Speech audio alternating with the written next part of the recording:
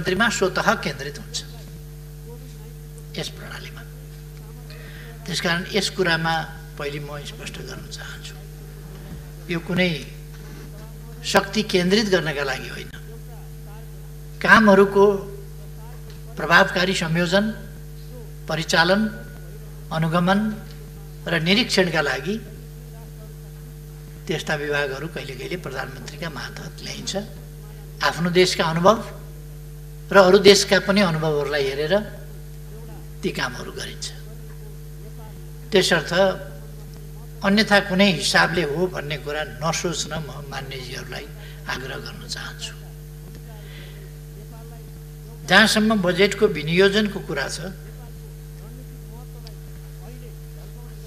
यी जुन प्रधानमन्त्री कार्यालय मातहतका थिए, पहिलेदेखि रहेका थिए, तिनीहरूको प्रभावकारिता अभिवृद्धि भएकै छ र अहिले जो पछिल्लो समयमा प्रधानमन्त्री कार्यालय मातहत ल्याइए भनेका विभागहरू वा अरू निकायहरू, तिनीहरू प्रभावकारी भएका छन् र तिनको कामको नतिजा देखिएको छ। यसपटकको विनियोजन समयानुकूल, उपयुक्त र उचित छ। त्यसकारण यसमा कुनै प्रकारको दुविधा मान्यजीहरूले नलिनु भयो हुन्छ भनेर म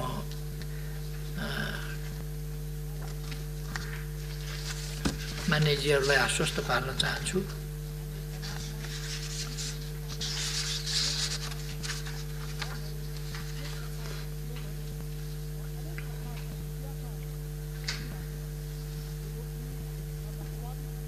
मान्यजीहरूले जिज्ञासा उठाउनु भएको छ, कोरोनाको सम्बन्धमा चासो चिन्ता सरकार राख्नु भएको छ।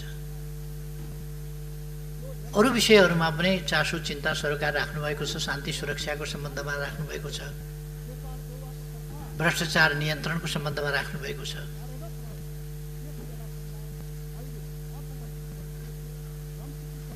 सुशासन, कानुनको राजको सन्दर्भमा कुरा उठाउनु भएको छ।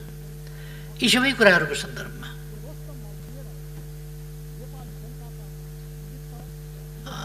मान्यजीहरूले कुराहरू उठाउनु भएको छ, प्रश्नहरू उठाउनु भएको छ। यसका निम्ति म सबै मान्यजीहरूलाई हार्दिक धन्यवाद भन्न चाहन्छु।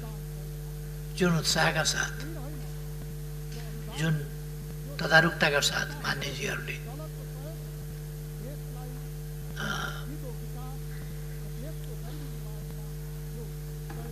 बजेटको विनियोजनको सन्दर्भमा, बजेटको सन्दर्भमा छलफलमा भाग लिनुभएको छ, जिज्ञासाहरू राख्नुभएको छ। यो स्पष्ट हुनका लागि राख्नुभएको छ भन्ने मैले ठानेको छु र म खुसी व्यक्त गर्न चाहन्छु, धन्यवाद भन्न चाहन्छु।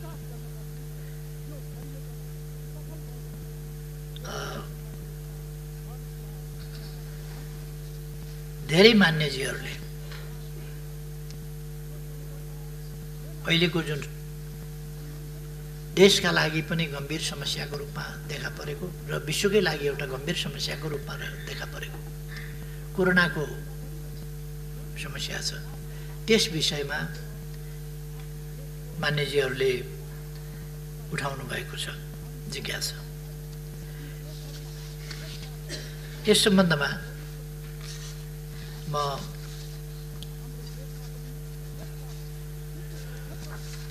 मान्यजीहरूलाई स्पष्ट गर्न चाहन्छु। अलिकति म हिजोसम्मको डाटा केही मान्यजीहरूलाई सुनाउन चाहन्छु।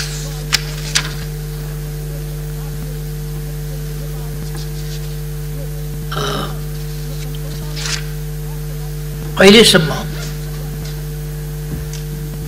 कुल संक्रमित संख्या 7177 छ। त्यसमध्ये निको भएर घर फर्किएका, डिस्चार्ज भएकाहरू 1167 छ। यो हिजोसम्मको डाटा हो, आजको मैले लिएको छैन। एक्टिभ केसहरू 5990 छन् र निधन भएकाको संख्या 20 जना छ। यसमा फेरि म एकपल्ट दोहोऱ्याउन चाहन्छु। मैले यसो भनिरहँदा कतिपयले यसलाई त्यति के कारणले हो यथार्थ भन्दाखेरि अलिकति रुचिकर मान्नु भएको छैन कतिपयले। म जान्दिनँ के कारणले हो, तर यो 20 जनाको जुन निधन भएको छ त्यसमध्ये कोरोनाकै कारणले निधन भएको भन्दा पनि यो 20 जनाको संख्या हामीले किन भन्नु पर्यो भने जुनसुकै कारणले निधन भएको भए पनि यदि कोरोना संक्रमित भेटियो भने पाइयो भने त्यस्तो अवस्थामा कोरोनाबाटै निधन भएको भनेर मान्नुपर्छ भन्ने विश्व स्वास्थ्य संगठनको त्यो निर्देश छ, त्यो मापदण्ड बनाएको छ विश्व स्वास्थ्य संगठनले। त्यसकारण अरू विभिन्न कारणले मरेको छ भने पनि, विभिन्न बिमारीले मरेको छ भने पनि त्यस्ता केसहरू हामीले अधिकांश केसहरू त्यस्तै देखेका छौँ। एकाध 2-3 केसहरू हुनसक्छ कोरोनाकै कारणले निधन भएको, नत्र भने अन्य कारणले निधन भएको तर कोरोना पनि छुएको अवस्था हो। र मृत्यु हुनेको संख्या ठुलो हुनु पर्थ्यो भनेको होइन, तर पनि कोरोनाको कारणले मृत्यु हुनेको संख्या पनि यति होइन।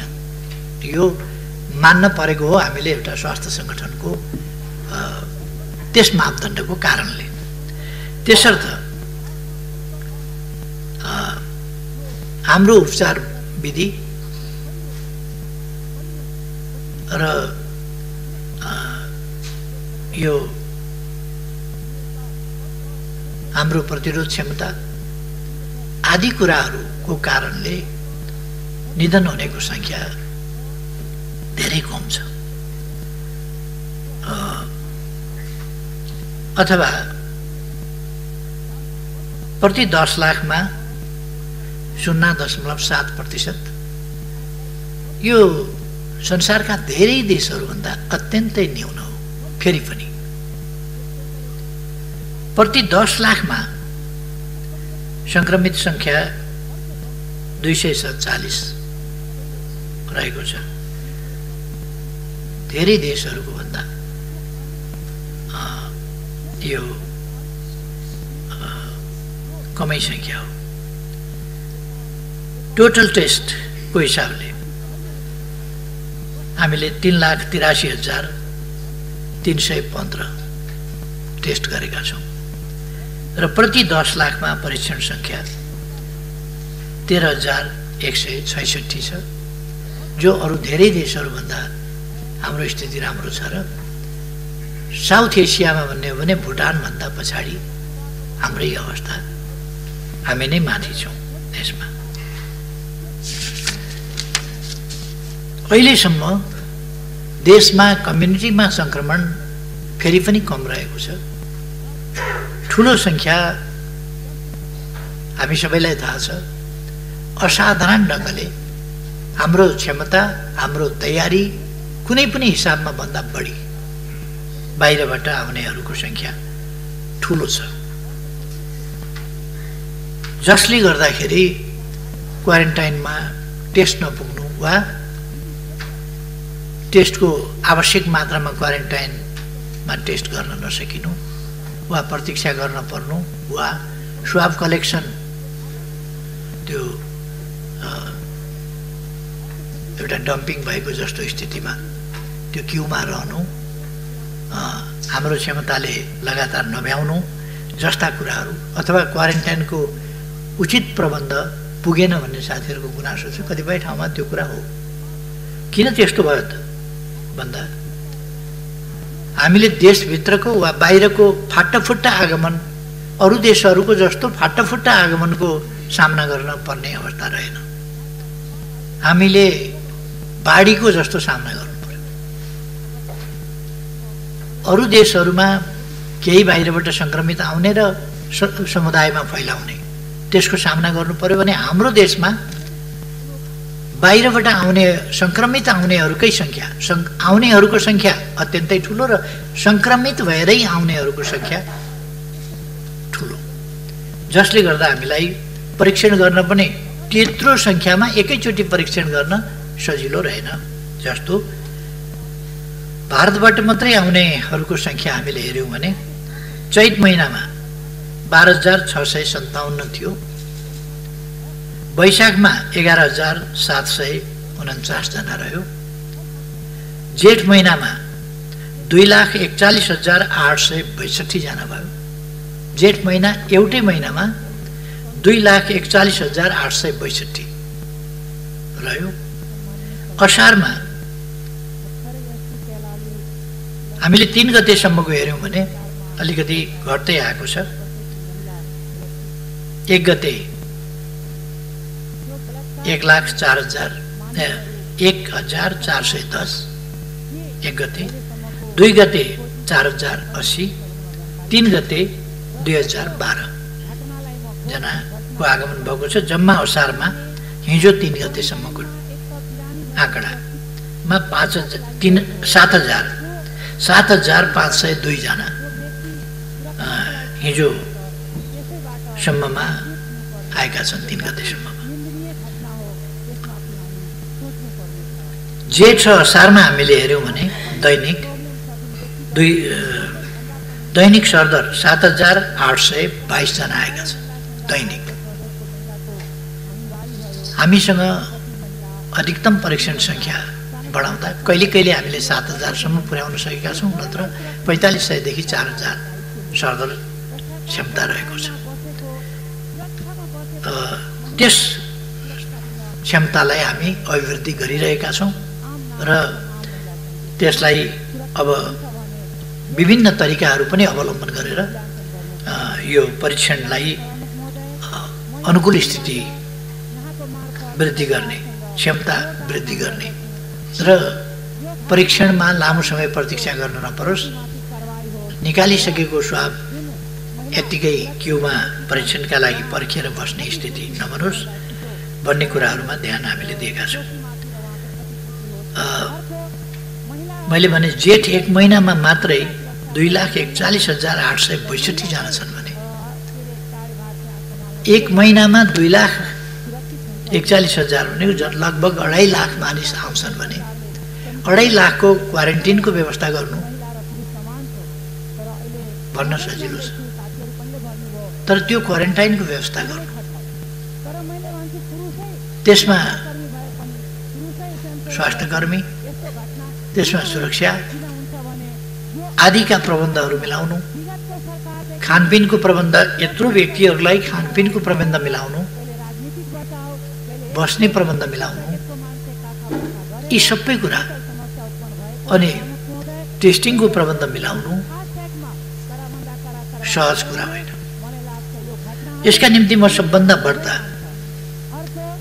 स्थानीय तहहरू, स्थानीय जनप्रतिनिधिहरूलाई हार्दिक धन्यवाद भन्न चाहन्छु, जसले अत्यन्त धेरै मेहनत गर्छ, कष्ट गरेर यी चिजहरूको व्यवस्थापन गरेका छन्। बाहिरबाट भन्नलाई सजिलो छ,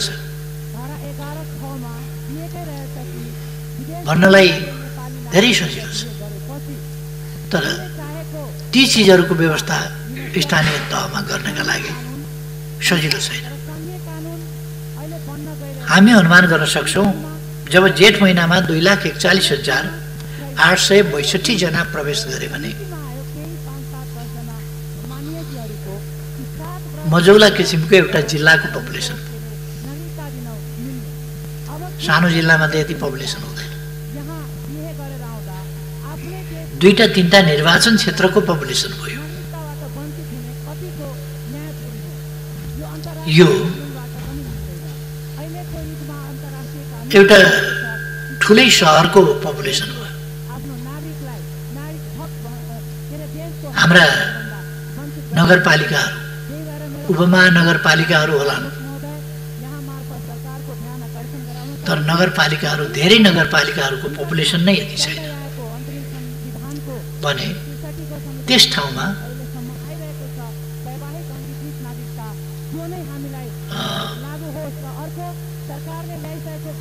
क्वारेन्टाइनका नियम, सोशल डिस्टेन्सिङ, त्यसका स्वास्थ्यका प्रबन्धहरू यी सबै प्रबन्धहरू सहितको व्यवस्था गर्न भूमि, सामग्री,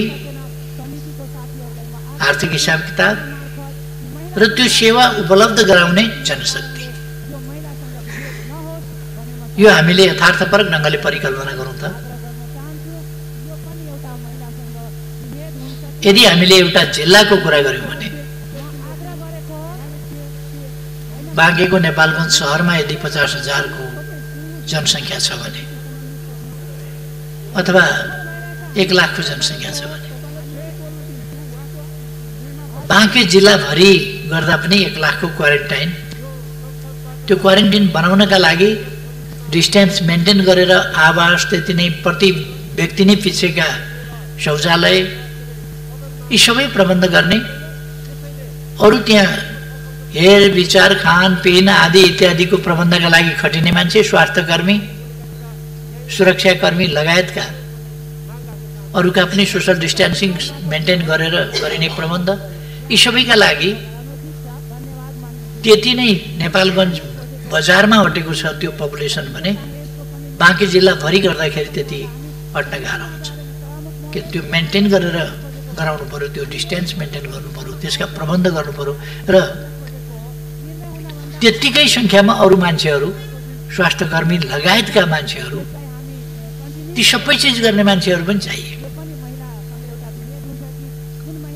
त्यहाँ सरसफाइका मान्छेहरू चाहिए। यो सबै गर्दाखेरिको पपुलेसन कत्रो हुन्छ र त्यसको प्रबन्ध कस्तो हुन्छ भन्ने कुरा हामीले चाहिँ विचार गर्नुपर्छ। त्यसकारण केही कमीहरू यो विश्व कोही पनि कोभिड-19 को सामना गर्न तयार भएर बसेको, तयारी गरेर बसेको, प्रतीक्षा गरेर बसेको थिएन। यो आउँछ भन्ने कसैले अनुमान गरेको थिएन। यो डिसेम्बर यता यी 6 महिनामा भयानक ढङ्गले आयो र यसले कति लाख मान्छे दुनियाँबाट लिएर गइछ। यी 6 महिनामा कति लाख मान्छे संक्रमित छ, सङ्ख्या बढ्दो छ र हाम्रैमा पनि यो सङ्ख्या बढ्दो छ। यसको तयारीका साथ कोही बसेको थिएन र हामीले सुरुदेखि नै यथार्थमा भन्दा तुलनात्मक ढङ्गले भन्ने हो भने अरूको भन्दा राम्रो तयारी गर्यौँ। त्यसै कारण हाम्रोमा कुनै अरू कारणले होइन, हाम्रो तयारीकै कारणले संक्रमितहरूको सङ्ख्या पनि कम छ। यो त बाहिरबाट हामीले भारतबाट रोक्नै नसक्ने गरी फ्लो 1 महिनामा जब 2,44,000 को सङ्ख्यामा आउँछ भने यो त रोक्नै नसक्ने खालको, थाम्नै नसक्ने खालको फ्लो हो। तर पनि हामीले थाम्यौँ, हामी प्रबन्ध गरिरहेका छौँ। कुनै फोरकास्ट यस्तो गर्न सकिँदैन र त्यस्तो तयारी पनि गर्न सकिँदैन। हामीले तयारी नगरेको होइन। यति ठुलो सङ्ख्यामा अहिले पनि 1.5 लाख भन्दा बढी नै सङ्ख्यामा क्वारेन्टिनमा मानिसहरू छन्। तीव्रताका साथ स्वाब टेस्टहरू भइरहेका छ, गर्न नखोजेको छैन। भनेका बेला सामग्री उपलब्ध छैनन्। अहिले पनि दुनियाँमा भनेका बेला सामग्री अब निर्माण हुन थालेका छन्, अब उपलब्ध हुन थालेका छन्। सुरुमा कस्तो भयो? कहिले मलेरियाको औषधि खाऊ भनेको छ, कसले के गर भनेको छ, मान्छेलाई थुमथुम्याउन, चित्त बुझाउन सही, तर मान्छेले अनेक उपायहरू अवलम्बन गरेका छन्। भने हाम्रो देशमा त हामीले धेरै उत्तम प्रबन्ध गरेका छौँ। सुरुदेखि लकडाउन गरेका छौँ, जसबाट सङ्क्रमण हुन पाएको छैन। आइसोलेसनमा मान्छे राखेका छौँ, मास्क प्रयोग सिकाएका छौँ, साबुन पानीले हात धुन सिकाएका छौँ, साबुन पानी नपाएका ठाउँमा तातो पानीले भए पनि हात धुन सिकाएका छौँ। यद्यपि कतिपय यत्तिकै बुजुर्ग हुन खोज्ने, जानकार हुन खोज्नेहरूले त्यस्ता कुराहरूलाई उडाएका पनि छन्। हामीले यसका सम्बन्धमा इम्युन सिस्टमका कुरा गर्दा, इम्युन सिस्टम कसरी बढ्छ भन्ने कुरा गर्दा त्यसलाई उडाएका पनि छन्। मैले सडकमा पनि देखेँ, कतिपयले बेसार खाएर निको हुन्छ भने बेसार जेका लागि पनि निको हुन्छ, जेको पनि उपचार हो बेसार भन्ने पनि निस्के। बेसार उपचार होइन मात्रै होइन, कहिले कहिले बेसारले बिखको काम पनि गर्छ। तर एउटा एन्टिबायोटिक तत्त्व भएको, औषधीय गुण भएको तत्त्व हो बेसार भनिएको। त्यसको अर्थ कुनै पनि चिजको साइड इफेक्ट हुँदैन, अथवा कति बेर खाना हुन्छ कति बेर खाना हुँदैन भन्ने कुरा त हुँदैन। बेसार पनि कोही कोही अवस्थामा खाना हुँदैन। रक्त अल्पता भएको छ भने बेसार खाना हुँदैन, जन्डिस लागेको छ भने बेसार खाना हुँदैन, गर्भवती महिलाले बेसार खाना हुँदैन, सुत्केरी महिलाले बेसार खाना हुँदैन। यदि आइरनको कमी, ब्लडको कमी छ भने खाना हुँदैन। यस्ता अनेक स्थिति हुन्छन् जसमा बेसार खाना हुँदैन। अपरेसन गर्नु छ भनेदेखि 48 घण्टा अगाडिदेखि, त्योभन्दा अझ 72 घण्टा वा त्योभन्दा 2-4 दिन अगाडिदेखि बेसार अपरेसन गर्न जाने मान्छेले खानु हुँदैन, किनभने त्यसले रगतलाई पात ल्याउने काम गर्छ। त्यो पात ल्याउने कामले गर्दाखेरि त्यस्ता स्थितिका मान्छेहरूलाई त्यो हित गर्न आउन सक्छ। कुनै पनि चिज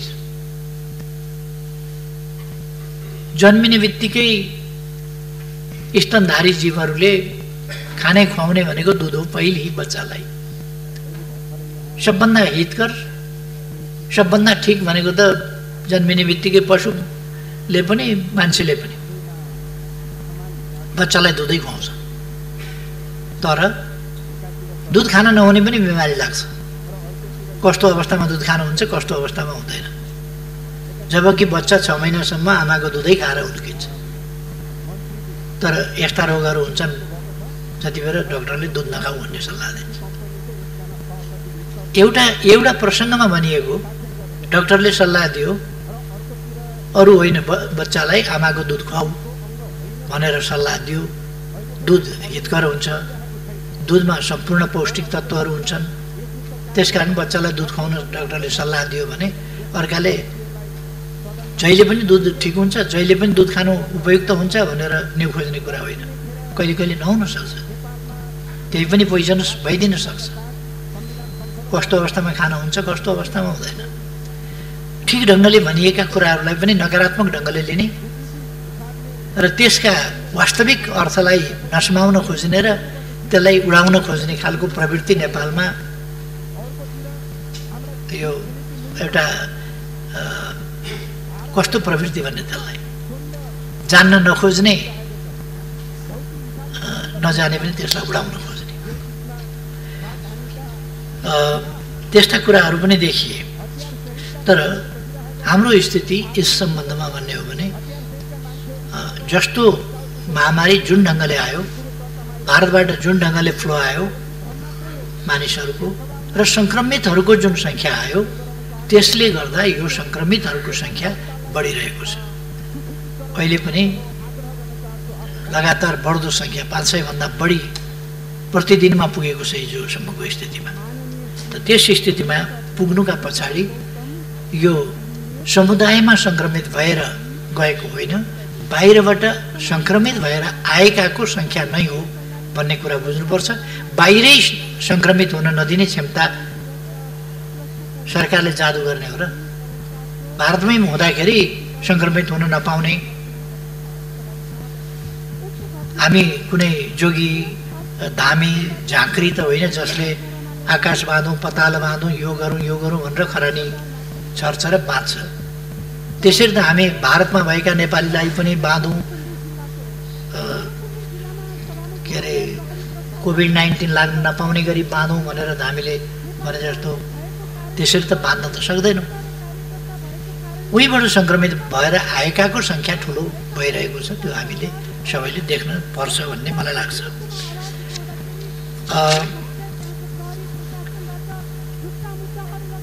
बाहिर देशबाट किन ल्याइएन, किन आउन पाएनन् मान्छे भन्ने कुराको हकमा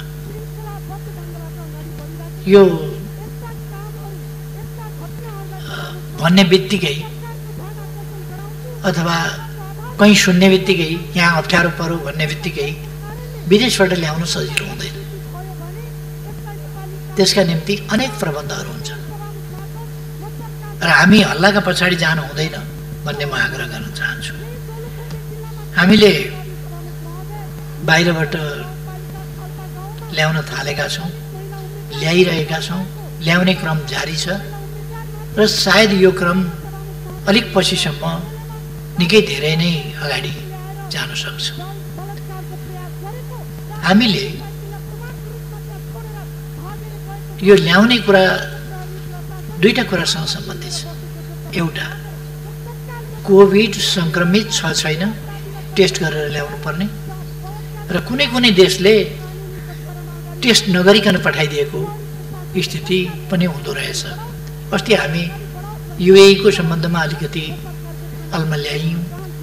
अल्मल्यायौँ अथवा अल्मल्यायौँ, जे भने पनि टेस्ट नगरिकन मानिसहरू आए, जुन अन्तर्राष्ट्रिय WHO को मापदण्डमा त्यसरी पठाउन पाइँदैन। भारतबाट त कुरै छोडिदिउँ, भारतबाट त त्यो टेस्ट गरेर पठाउने कुराको अपेक्षै गर्न सकिँदैन, त्यो त एउटा हुल आएको मात्रै हो। जब एक महिनामा 2,41,862 जना आउँछन् त्यहाँ टेस्ट गरेर पठाउने भन्ने त्यो कुरै भएन। अरू देशहरूबाट हामीले टेस्ट गरेर ल्याउने गरेका छौँ। जापानबाट 13 जना ल्याएका छौँ, मलेसियाबाट 1 जना ल्याएका छौँ, म्यानमारबाट 26 जना ल्याएका छौँ, युएईबाट 169 जना ल्याएका छौँ, अस्ट्रेलियाबाट 11 जना ल्याएका छौँ, कुवेतबाट 484 जना, 448 जना ल्याएका छौँ, अफगानिस्तानबाट 18 जना ल्याएका छौँ, बाङ्लादेशबाट 258 जना ल्याएका छौँ, हङकङबाट 7 जना ल्याएका छौँ, ओमानबाट 166 जना ल्याएका छौँ। यसरी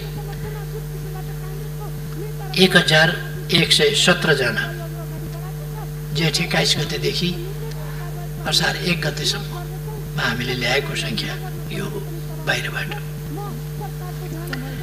यहाँबाट पनि सङ्क्रमित हुन सक्छ, सङ्क्रमित आएका हुन सक्छन्, यसमा पनि हामी सतर्क हुन जरुरी छ र फेरि यहाँ पनि क्वारेन्टाइनको समस्या हुन्छ।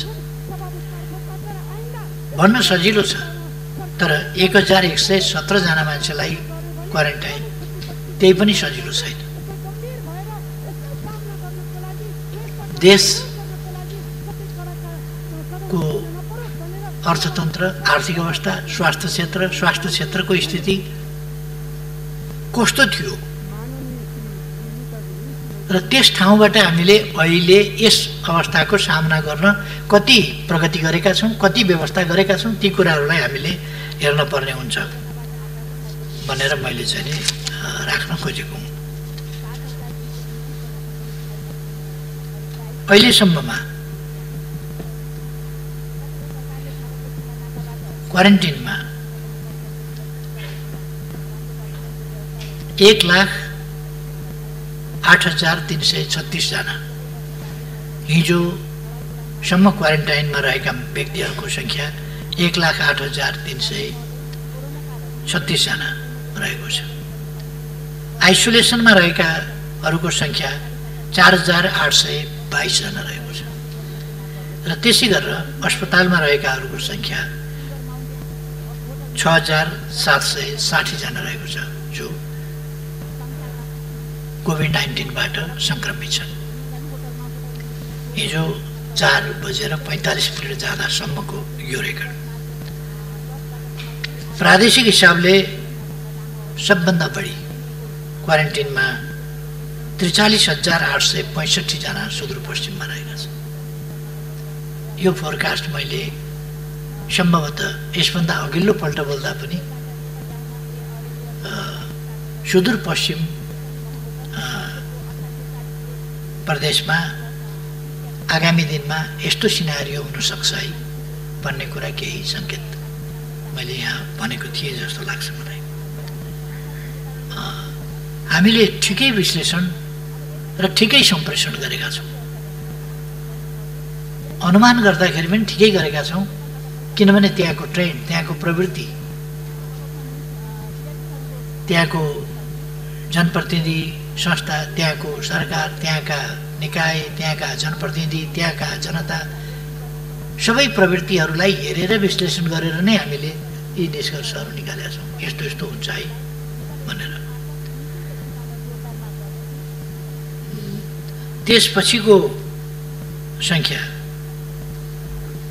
प्रदेश नम्बर 5 मा 23,990लाई क्वारेन्टिनमा राखिएको छ। त्यसपछिको सङ्ख्या कर्णालीमा 18,430 जनालाई क्वारेन्टिनमा राखिएको छ। त्यसपछि प्रदेश नम्बर 2 मा 10,885 जनालाई क्वारेन्टिनमा राखिएको छ। अरू क्वारेन्टाइनमा राखिएको सङ्ख्या गण्डकीमा 5,929 जनालाई राखिएको छ गण्डकी प्रदेशमा। प्रदेश नम्बर 1 मा 3,242लाई राखिएको छ र बागमतीमा 1,995लाई राखिएको छ। सबभन्दा कम सङ्ख्या सायद यही बागमतीको रहेको छ। आइसोलेसनमा प्रदेश नम्बर 1 मा 149, 2 मा 1266, बागमतीमा 172, गण्डकीमा 225, 5 नम्बरमा 1,009, कर्णालीमा 728 र सुपमा 1273 जनालाई आइसोलेसनमा राखिएको छ। अस्पतालमा प्रदेश नम्बर 1 मा 432, 2 मा 2511, बागमतीमा 195, गण्डकीमा 262, 5 नम्बर प्रदेशमा 1930, कर्णालीमा 1078 र सुपमा 352 जनालाई अस्पतालमा राखिएको छ। कुल सङ्ख्या अघि नै मैले भने, कुल सङ्ख्या क्वारेन्टिनमा 1,08,336, आइसोलेसनमा 4,822 र अस्पतालमा 6,760 जना रहेको छ। यतिको हेरविचार भइरहेको छ, परीक्षण भइरहेको छ, खानपिन भइरहेको छ, बसोबास भइरहेको छ, उपचार भइरहेको छ। र नेपालको स्वास्थ्य स्थितिको सम्बन्धमा यो गर्न सक्नु म खास गरी स्थानीय तहहरूलाई हार्दिक धन्यवाद भन्न चाहन्छु। त्यहाँका जनप्रतिनिधिहरूलाई धन्यवाद भन्न चाहन्छु जसले अत्यन्तै मेहनत साथ यी कष्टप्रद कामहरू गर्नुभएको छ। उछाल्नेहरूलाई त उछाल्न सजिलो छ, 10 अरब कहाँ गयो भनेर, खोइ 10 अरब भनेर, अब यहाँ 10 अरब कताबाट देखाइदिने, यहाँ छ भनेर। 10 अरब त तल पठाइयो यही कामका लागि। महिनौदेखि मान्छेहरू खटेका छन्, क्वारेन्टिन निर्माण गरेका छन्, क्वारेन्टिनमा बस्नेहरूलाई खुवाएका छन्, क्वारेन्टाइनको बन्दोबस्त गर्नेहरूलाई उनीहरूले पनि खानु पर्ला, ती प्रबन्धहरू गर्नु पर्ला। अनि जनप्रतिनिधिहरूले पैसा खाए भन्दिन सजिलो छ। बहुतै दुःखका साथ, कष्टका साथ जनप्रतिनिधिहरू काम गरिरहेका छन्। त्यसमा गुण मान्नु त्यो छैन। अनि गुण मान्नको सट्टा, त्यसको प्रशंसा गर्नको सट्टा, त्यसको कदर गर्नको सट्टा अपमान गर्नु, सन्देह पैदा गर्नु, हतोत्साहित गर्नु किञ्चित उपयुक्त हुँदैन। म सबैलाई आग्रह गर्न चाहन्छु, 10 अरब भन्दा केही, 10 अरब भन्ने हल्ला चल्यो, 10 अरब भन्दा केही विभिन्न निकायमा खर्चका लागि पठाइएको छ। त्यसको पनि कान्तिपुर शान्तिपुर आदिमा त्यसको हिसाब किताब पनि आइसकेको छ मोटामोटी। त्यसको मसिनो गरी हिसाब किताब आलेप मलेप भन्ने हुन्छ, आन्तरिक लेखा परीक्षण, महालेखा परीक्षण, यी सबै हुन्छन् र ती कुरा गरिमामय संसदमा वार्षिक प्रतिवेदनको रूपमा आउँछ। रुजु बेरुजु, नियमितता अनियमितता, यी सबै कुराहरू आउँछन्। हरेक व्यक्तिलाई हरेक दिनका खर्च, देशभरि भएका खर्च, मान्छे काममा लागेका छन्, यहाँ कसैलाई चाहिँ खर्चको हिसाब चाहिएको छ। काममा ध्यान छैन, कामप्रतिको प्रशंसा छैन, परिस्थितिको गम्भीरता छैन। हिसाब किताब दैनिक चाहिन्छ। खोइ पैसा भनेर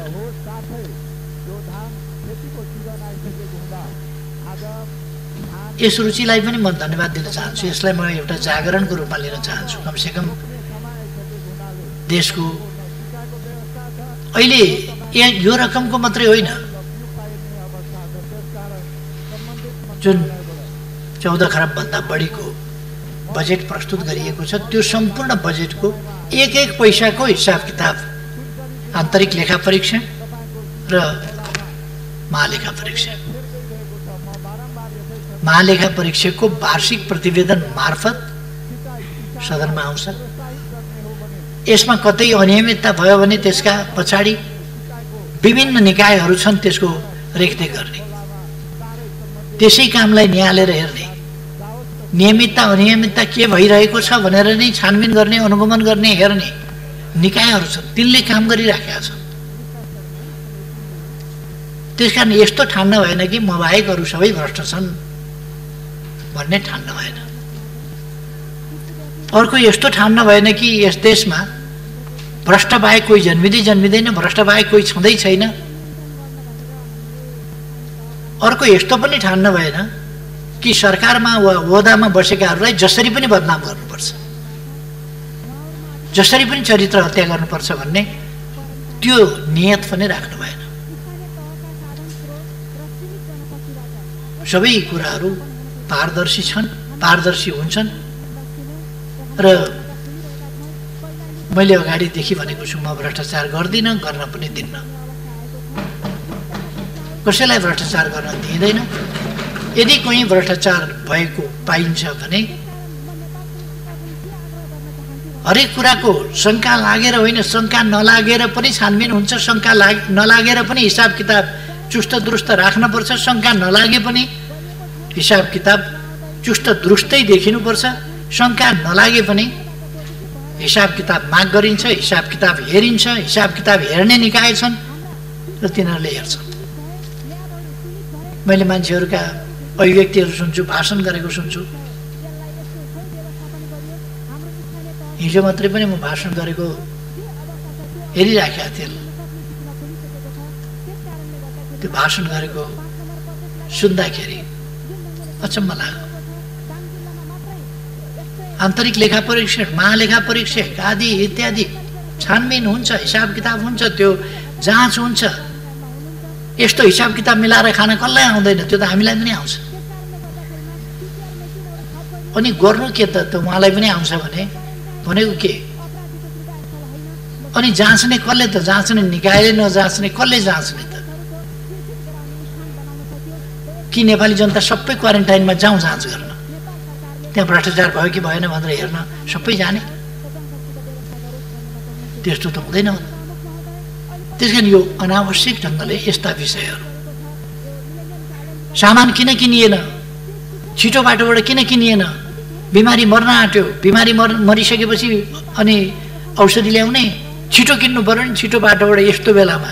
अनि छिटो बाटोबाट किनेपछि खोइ टेन्डरको प्रक्रिया पुर्याएको, मिलीभगत गरेर खाइयो। यहाँ फेरि अर्को कुरा, कसै गरे पनि त नहुने, यस्तो खालको कुरा हुन भएन। यति बेला छोटो प्रक्रियाबाटै खरिद गरिन्छ, छोटो प्रक्रियाबाटै खरिद गर्ने हो। कतिपय व्यापारीहरू आन्तरिक प्रतिस्पर्धामा आउँछन्, त्यो प्रतिस्पर्धाबाट गरिने हो। प्रतिस्पर्धा गर्न नभ्याएदेखि अधिकार प्राप्त अधिकारीले बजार मूल्य के छ ती सबै हेरेर छोटो प्रक्रियाबाट खरिद गर्न सक्दछ। आवश्यकता औचित्य हेरेर यो विशेष परिस्थितिमा विशेष ढङ्गले गर्न सक्दछ।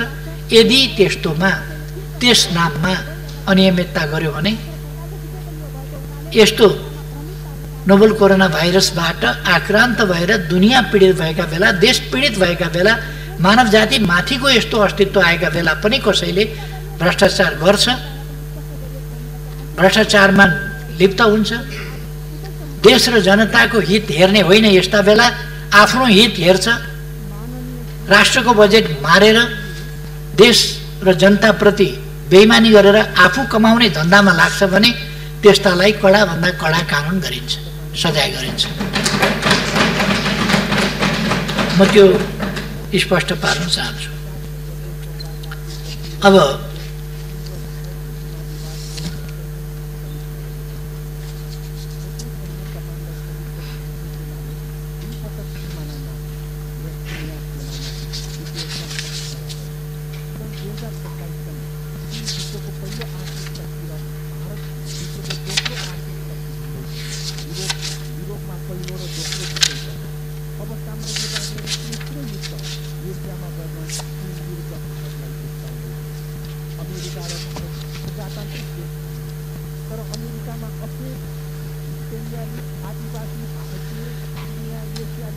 अवश्य नै यो कोभिड-19ले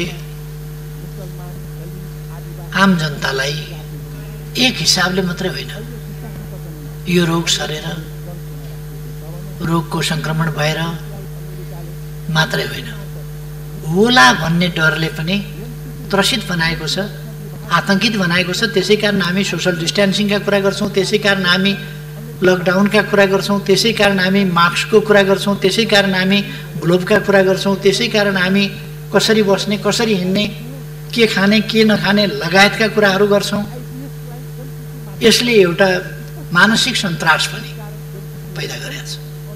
मानसिक सन्तास मात्रै पैदा गरेर छोडेको छैन, यसले मानिसको रोजगारी, व्यवसाय, आम्दानी हरेक कुरामा प्रतिकूल असर पारेको छ।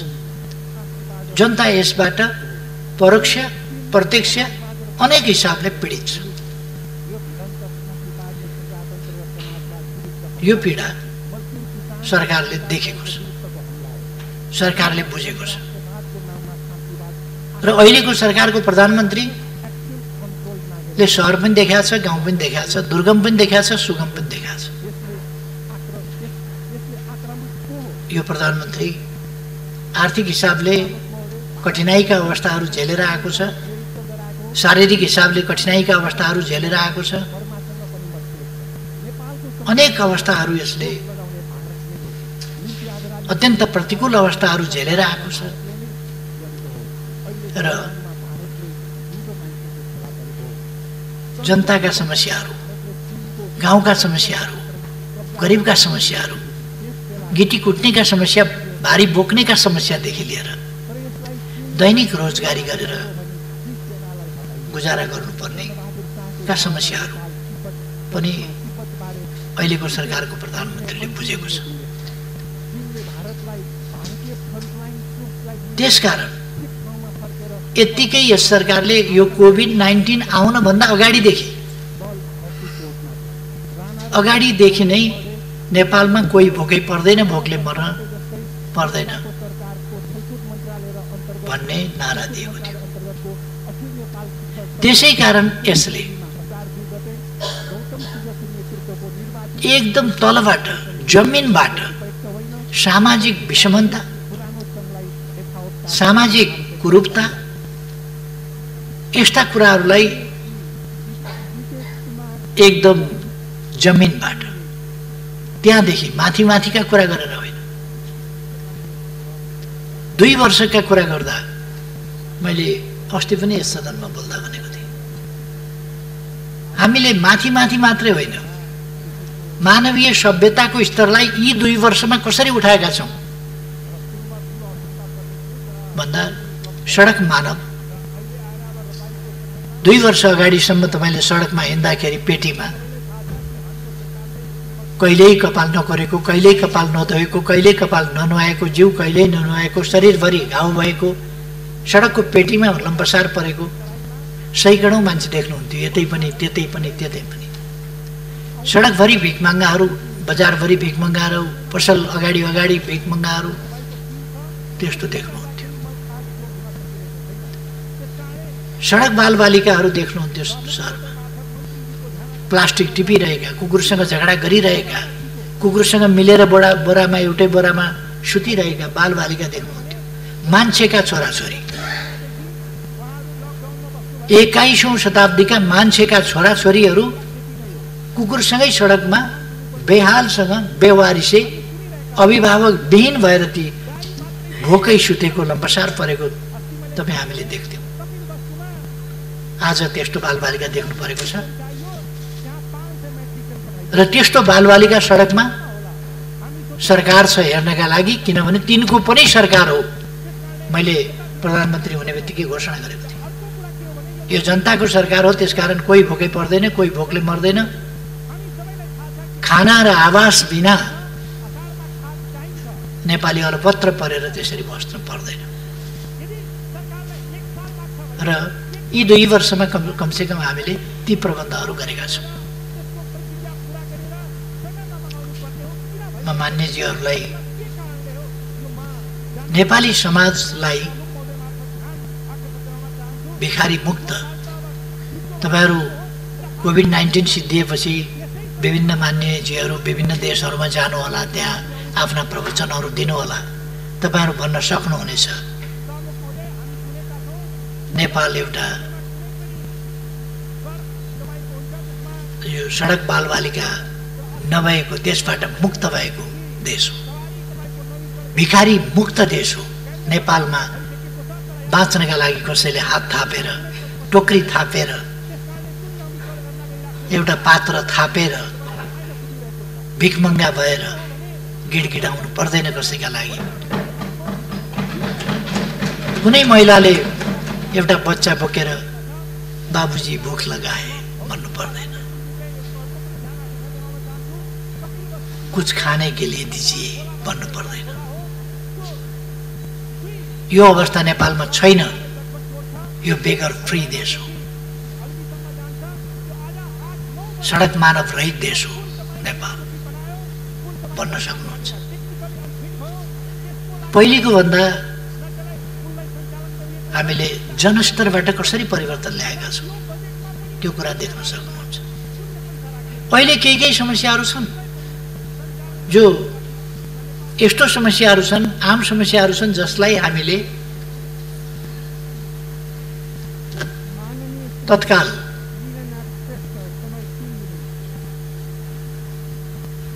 तत्काल समाधान गर्न सकिहाल्यौँ भन्न सक्ने अवस्था छैन।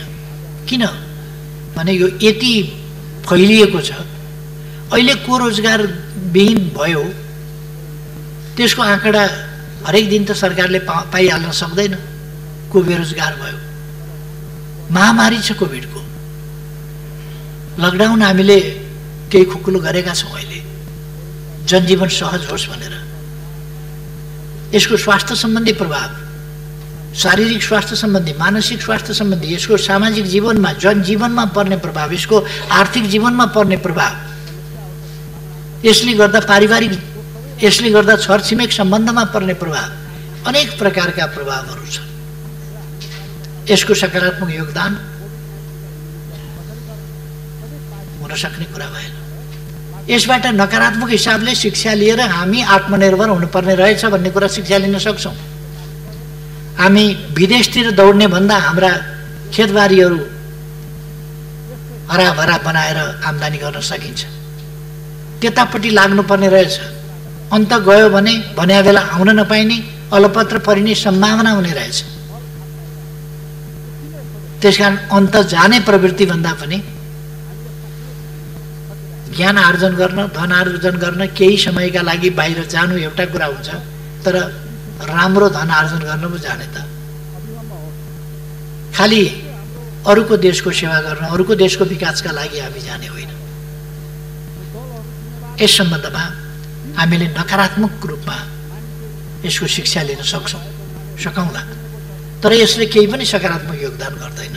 त्यसकारण हाम्रो जनजीवनमा प्रतिकूल असर पारेकै छ, त्यसलाई हामीले बुझ्नुपर्छ र त्यसको समाधान गर्न सरकार दत्तचित्त भएर लागेको छ। सरकार कुनै खेलबाड गरिरहेको छैन र खेलबाड गर्दैन। एउटा शब्द आजकल चलेको छ, इनफ भन्ने। सबैलाई कण्ठ भइसकेको शब्द पनि इनफ। मैले सडकमा पनि प्ले कार्ड हेरेँ, कोभिड-19 इनफ इज इनफ। के अर्थ हुन्छ यसको भनेर मैले खोजी हेरेँ। COVID-19 enough is enough. COVID-19 is more than enough. यो आउनै नहुने कसरी आयो? आउनै नहुने, निषेध गर्न खोज्यौँ, रोक्न खोज्यौँ, तर पनि आयो। यो इनफ मात्रै होइन, हदभन्दा पनि बढी भयो। चाहिँदै नचाहिएको, आउनै नहुने कुरा आयो। यो त सबैले मानेको छ, इनफ इज इनफ। के हो त्यो? यो सरकारले ल्याएको त होइन।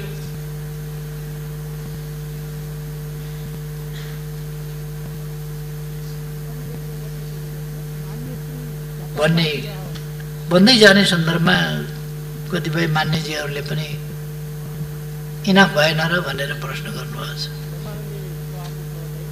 कति हाम्रो समाज यही हो।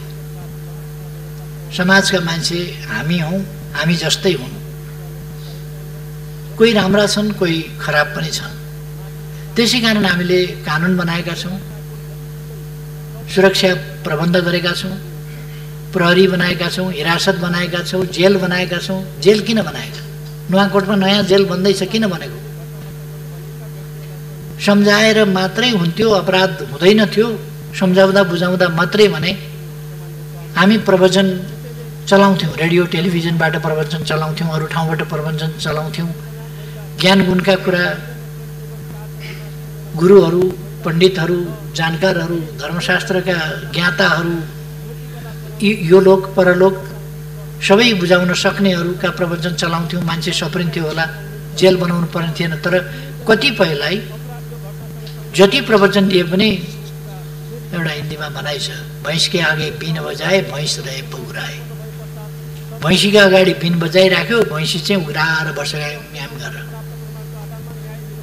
कतिपयलाई त्यस्तै हुन्छ, सिकायो तर उसले त्यो बुझ्दैन, बुझ्न चाहँदैन, बुझ्न मान्दैन र आफ्नो गलत काम गर्छ। दुःखद घटनाहरू घटेका छन्। तर ती दुःखद घटनाहरूप्रति सरकारको दृष्टिकोण के छ? सरकारले कसरी लिएको छ त्यसलाई? रुकुम घटना दुःखद घट्यो, त्यसभित्र अनेक अनुचित खालका चाहिँ सोचहरू होलान्, फिलिङ्स होलान्, भावनाहरू होलान् र गलत क्रियाकलाप हुँदै हो। कसरी भयो, के भयो, जसरी भए पनि मानिसहरू मारिए। यसमा सरकारमाथि हमला गर्नुपर्ने विषय सरकारले त्यहाँ त्यसरी घटना घटाएको हो र?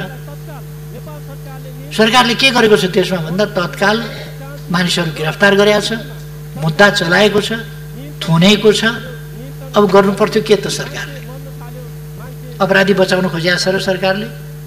गिरफ्तार गर्न लापरवाही गरेको छ र सरकारले? अथवा त्यो घटना राम्रो भयो भनेको छ र सरकारले? अथवा सामान्य घटना हो भनेको छ र सरकारले? यस्तो हुनु ठुलो कुरो होइन भनेको छ र सरकारले? सरकारले यो नराम्रो कुरा हो, हुनै हुँदैन थियो र यस्तो अपराधिक घटना गर्नेहरूमाथि कारबाही गरिन्छ भनेको छ। तुरुन्त सुरक्षा निकायहरूले कदम चालेका छन्, मान्छे गिरफ्तार गरेका छन्, अपराधी गिरफ्तार गरेका छन्, छानबिन गरेका छन्। अझ गम्भीरताका साथ संसदले छानबिन समिति बनाएर, संसदीय छानबिन समिति पनि मैदानमा, कहीँ सरकारी तवरबाट मात्रै छानबिन उपयुक्त हुँदैन कि अझ संसदीय छानबिन पनि उपयुक्त आवश्यक छ कि भन्ने भएपछि हामीले संसदीय छानबिन समेत गराइरहेका छौँ। अनि यसमा सरकारको आलोचना गर्नुपर्ने ठाउँ कहाँनिर छ? एक ठाउँमा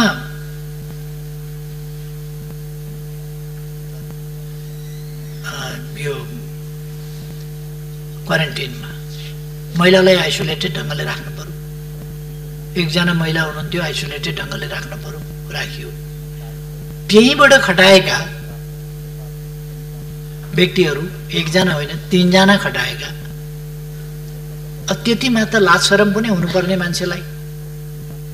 तर अब मान्छे नभएपछि तिनीहरूलाई पशु भन्न मिल्दैन, किन पशु त्यति घटिया हुँदैन,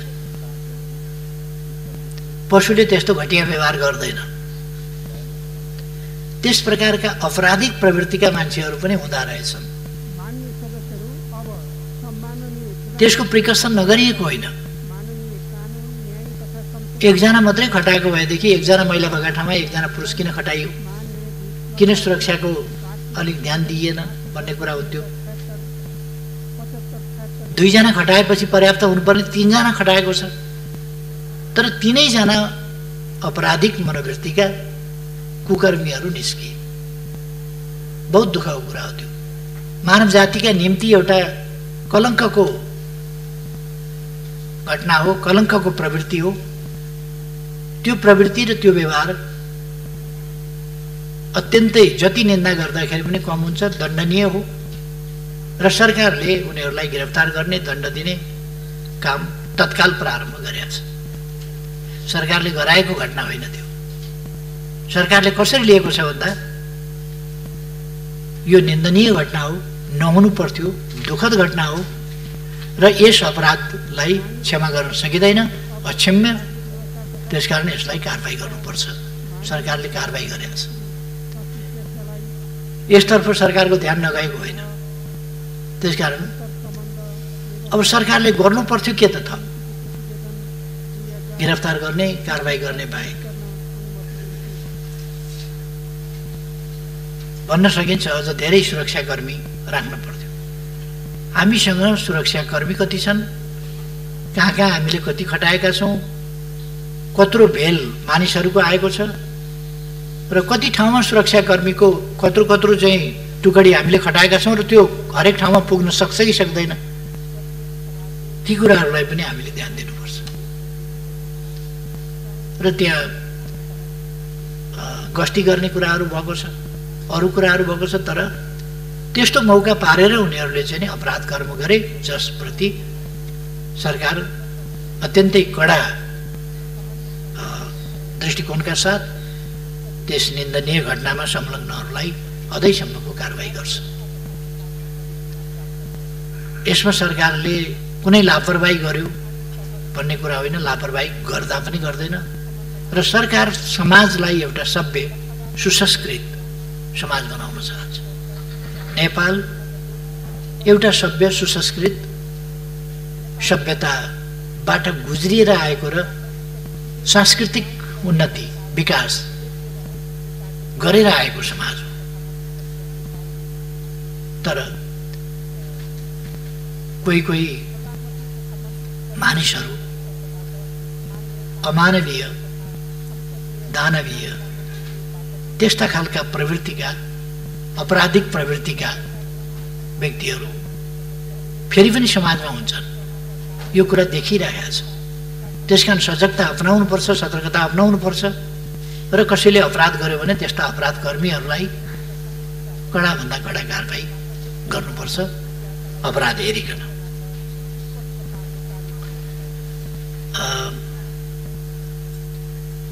यस्ता विषयहरूमा सरकार संवेदनशील छैन कि भन्ने कुनै ठाउँ छैन। सरकार शान्ति सुव्यवस्था, जनताको जीवदानको रक्षा हामीले भनेका छौँ। यसै पनि हामीलाई सबभन्दा बढी जनताको ज्यानको सुरक्षाको, त्यो चाहे रोगका कारणले होस्, चाहे भोकका कारणले होस्, रोग वा भोक दुईटैबाट जनतालाई सुरक्षित राख्ने, जनताको सुरक्षालाई महत्त्व दिने, जनताको सम्मान, जनताका अधिकार कहीँबाट नखसिउन्, जनताको जीव धन लगायतको सुरक्षा र सम्मानको रक्षा, यी सबै कुराहरूमा सरकार सजग छ। सरकार एउटा पक्षमा अथवा जसो आउँदै जान्छ त्यसै होइन, योजनाबद्ध ढङ्गले सरकारका आफ्ना नीतिहरू छन्, कार्यक्रमहरू छन् र ती बहुतै स्पष्ट नीति र कार्यक्रमहरू छन्।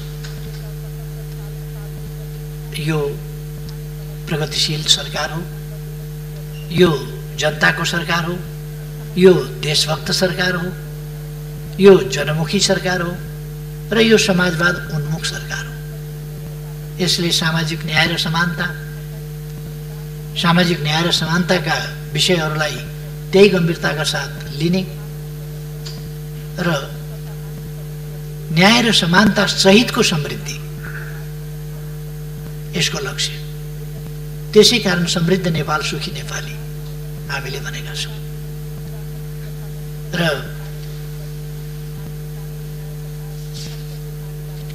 असाधारण र अभूतपूर्व प्रगति बितेका 2 वर्षमा सरकारले गरेको छ। त्यसको व्याख्या म पहिले पनि गरिसकेका छु, अब अहिले दोहोऱ्याउन र समय लिन चाहन्न।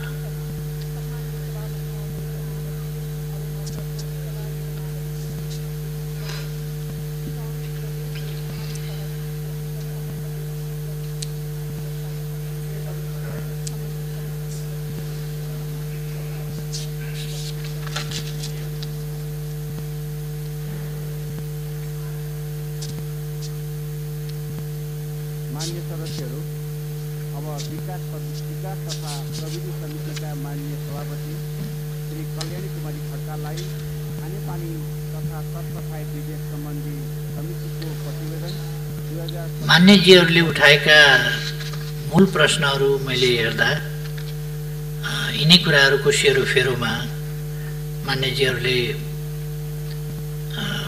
प्रश्न उठाउनु भएको छ।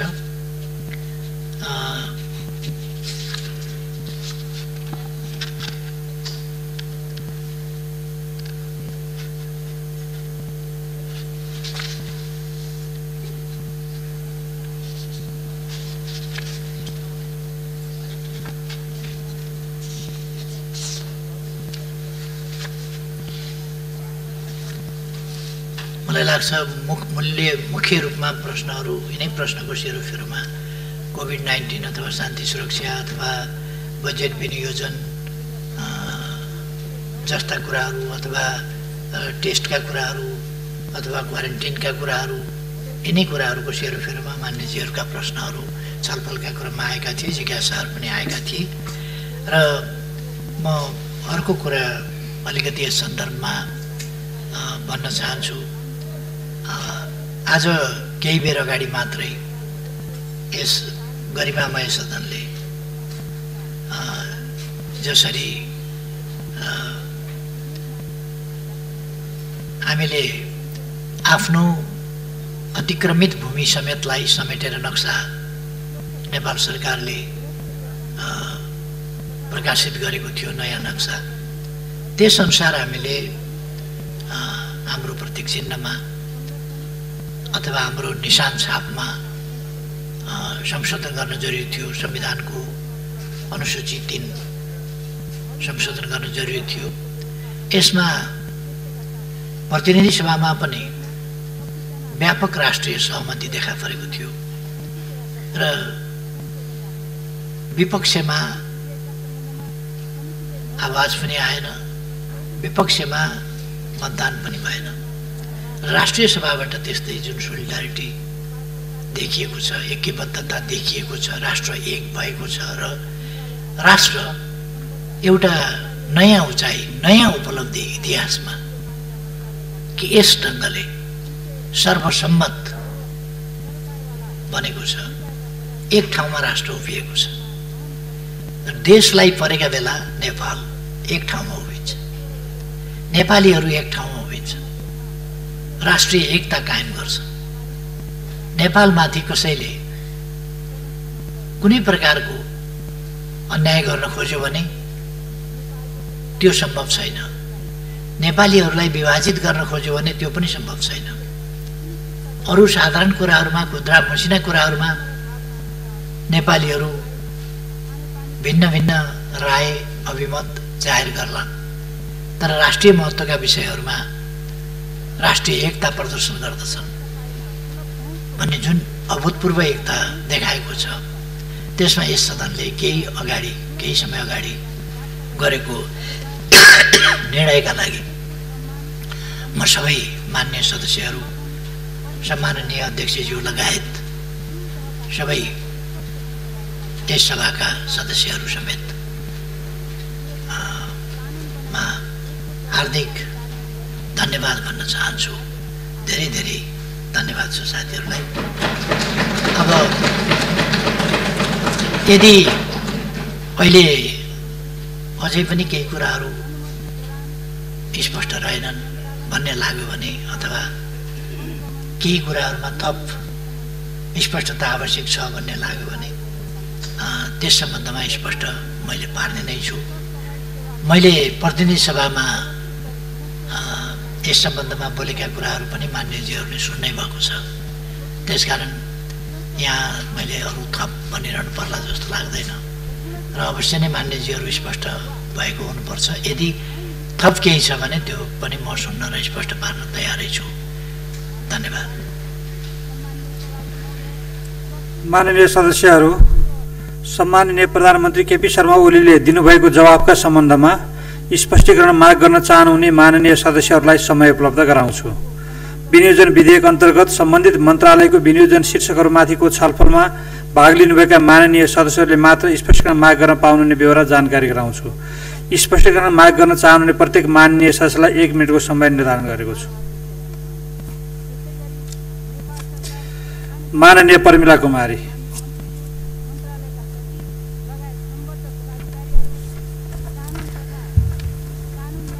सम्माननीय अध्यक्ष महोदय, महोत्तरी जिल्लाको समसी गाउँपालिकामा हिजो मात्र 24 घण्टामा 575 जना संक्रमित भएका छन्।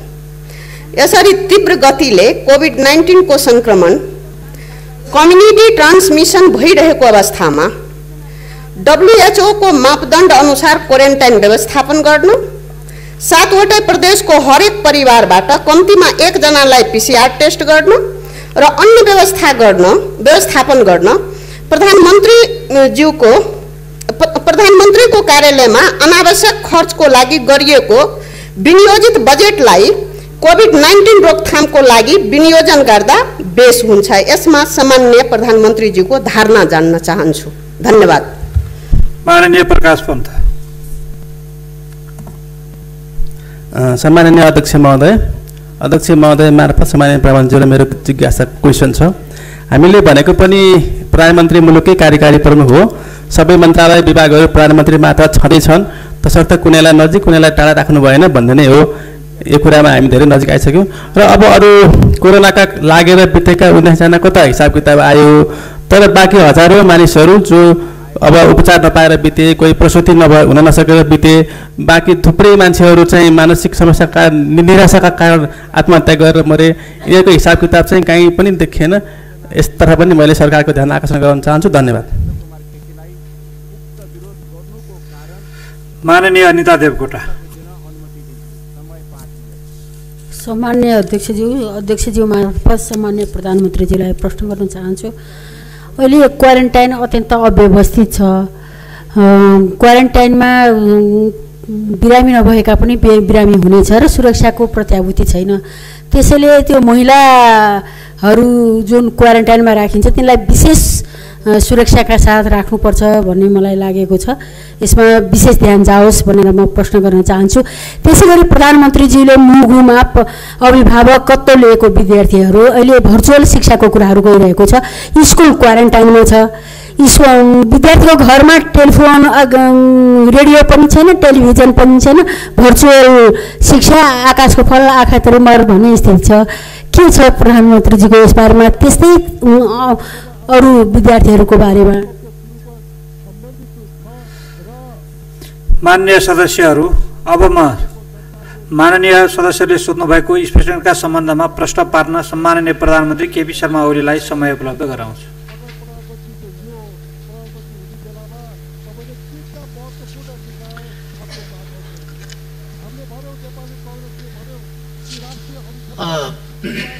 सम्माननीय अध्यक्ष महोदय, महोत्तरीको घटना भन्नुभयो 575 जना हिजो मात्रै सङ्क्रमित भयो भनेर। सङ्क्रमित हिजो मात्रै भएका होइन, सङ्क्रमित फेला परेका हिजो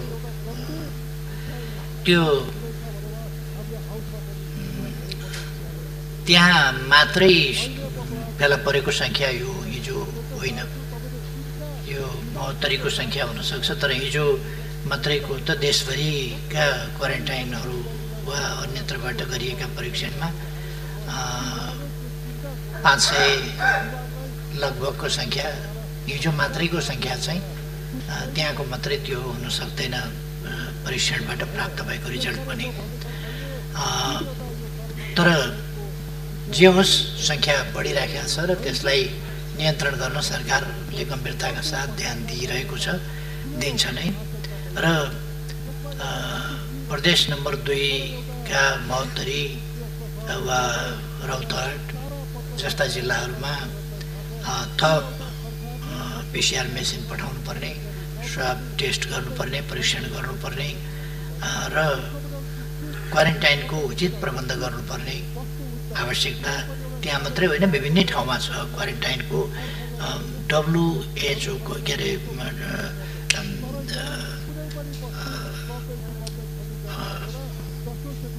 मान्यता अनुसार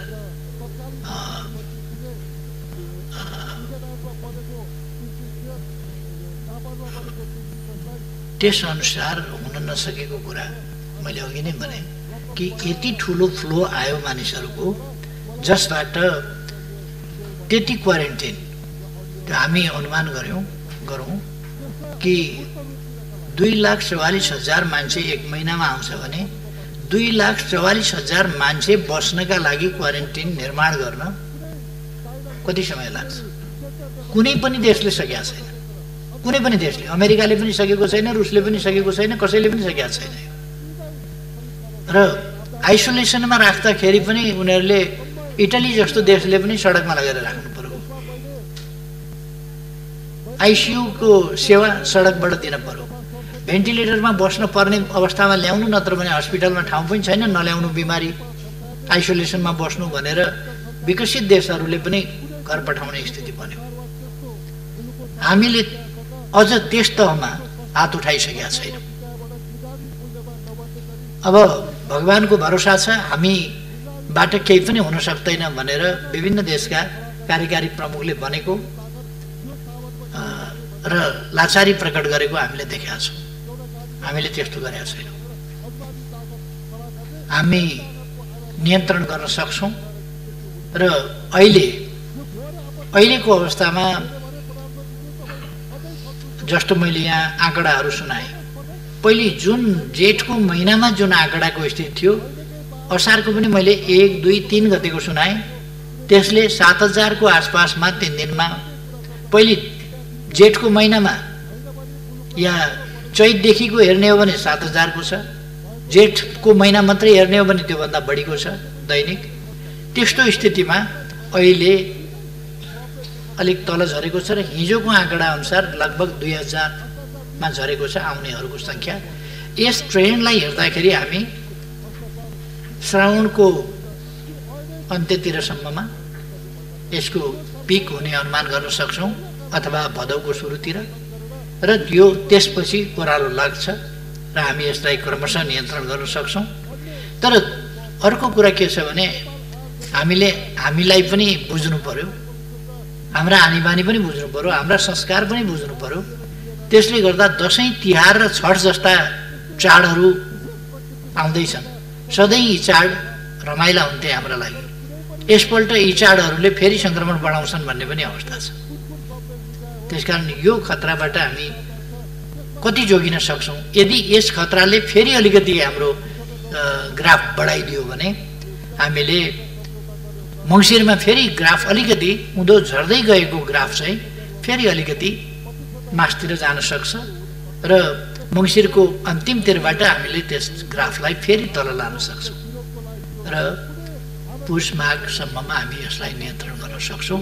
फागुनको महिना सम्भवतः नियन्त्रणको महिना हुन्छ, तर हामीले सङ्क्रमितहरूलाई आउन सहज ढङ्गले नदिने, भारतको सिमानाबाट वारवारी आउन नपाउने स्थिति, अथवा छिरेर कोही उम्केर जान नसक्ने स्थिति, त्यस बेलासम्म उपयुक्त क्वारेन्टाइनको पनि हामीले व्यवस्था गरिसक्ने अवस्था र बाहिरबाट आउनेलाई पनि क्वारेन्टाइनमा राख्ने अवस्था, कोही पनि उम्किएर चाहिँ समुदायमा जान नसक्ने स्थिति, त्यो बनायौँ भने हामीले अहिलेसम्मको हामीले गर्ने टेस्टिङ अथवा हामीले सङ्क्रमितहरूको गर्ने ट्रेसिङ, यी सबै कुराहरूलाई हामीले उपयुक्त ढङ्गले गर्न सक्छौँ र यसको रियलिस्टिक ढङ्गले हामीले हेर्दाखेरि असोज कार्तिक यो पारो चाहिँ धेरै तल घटेर जाने स्थिति बन्छ र अहिले बढे पनि हामीले यसलाई साउनसम्ममा नियन्त्रण गर्न सक्छौँ, किनभने सङ्क्रमितहरू आउने सङ्ख्याको कमी जसरी जुन मात्रामा भएको छ त्यसलाई हेर्दाखेरि हामी त्यो देख्न सक्छौँ। एउटा चाहिँ यो प्रधानमन्त्री कार्यालयका लागि मातहतका कार्यालयहरूमा छुट्याएको अनुपयुक्त बजेट चाहिँ नै कोरोनामा लगाउँ भन्ने, यो चाहिँ के भन्नुभएको मैले बुझिनँ। अनुपयुक्त बजेट विनियोजन गरिएको छैन। प्रधानमन्त्री कार्यालय मातहत कुनै पनि ठाउँमा अनुपयुक्त बजेट, अब प्रधानमन्त्री कार्यालय भनेपछि यसै सुन्दै रिस उठ्ने हो भने त कुनै त्यस्तो रिस उठ्नु हुँदैन, सुन्दै रिस उठ्नु पर्ने कुरा होइन त्यो। आज को छ भन्ने, कसको सरकार छ भन्ने होइन, तर जसको भए पनि प्रधानमन्त्री पनि चाहिन्छ देशलाई, प्रधानमन्त्रीको कार्यालय पनि चाहिन्छ। आज कोही मन नपर्ला तर पनि त्यहाँ गरिएको विनियोजन चाहिँ अनुपयुक्त छ भन्ने त्यस्तो होइन। त्यसकारण कोरोनामा लगाउन बजेट हामीले व्यवस्था गरेकै छौँ हाम्रो क्षमता अनुसार। हामीले के बुझ्नुपर्छ भने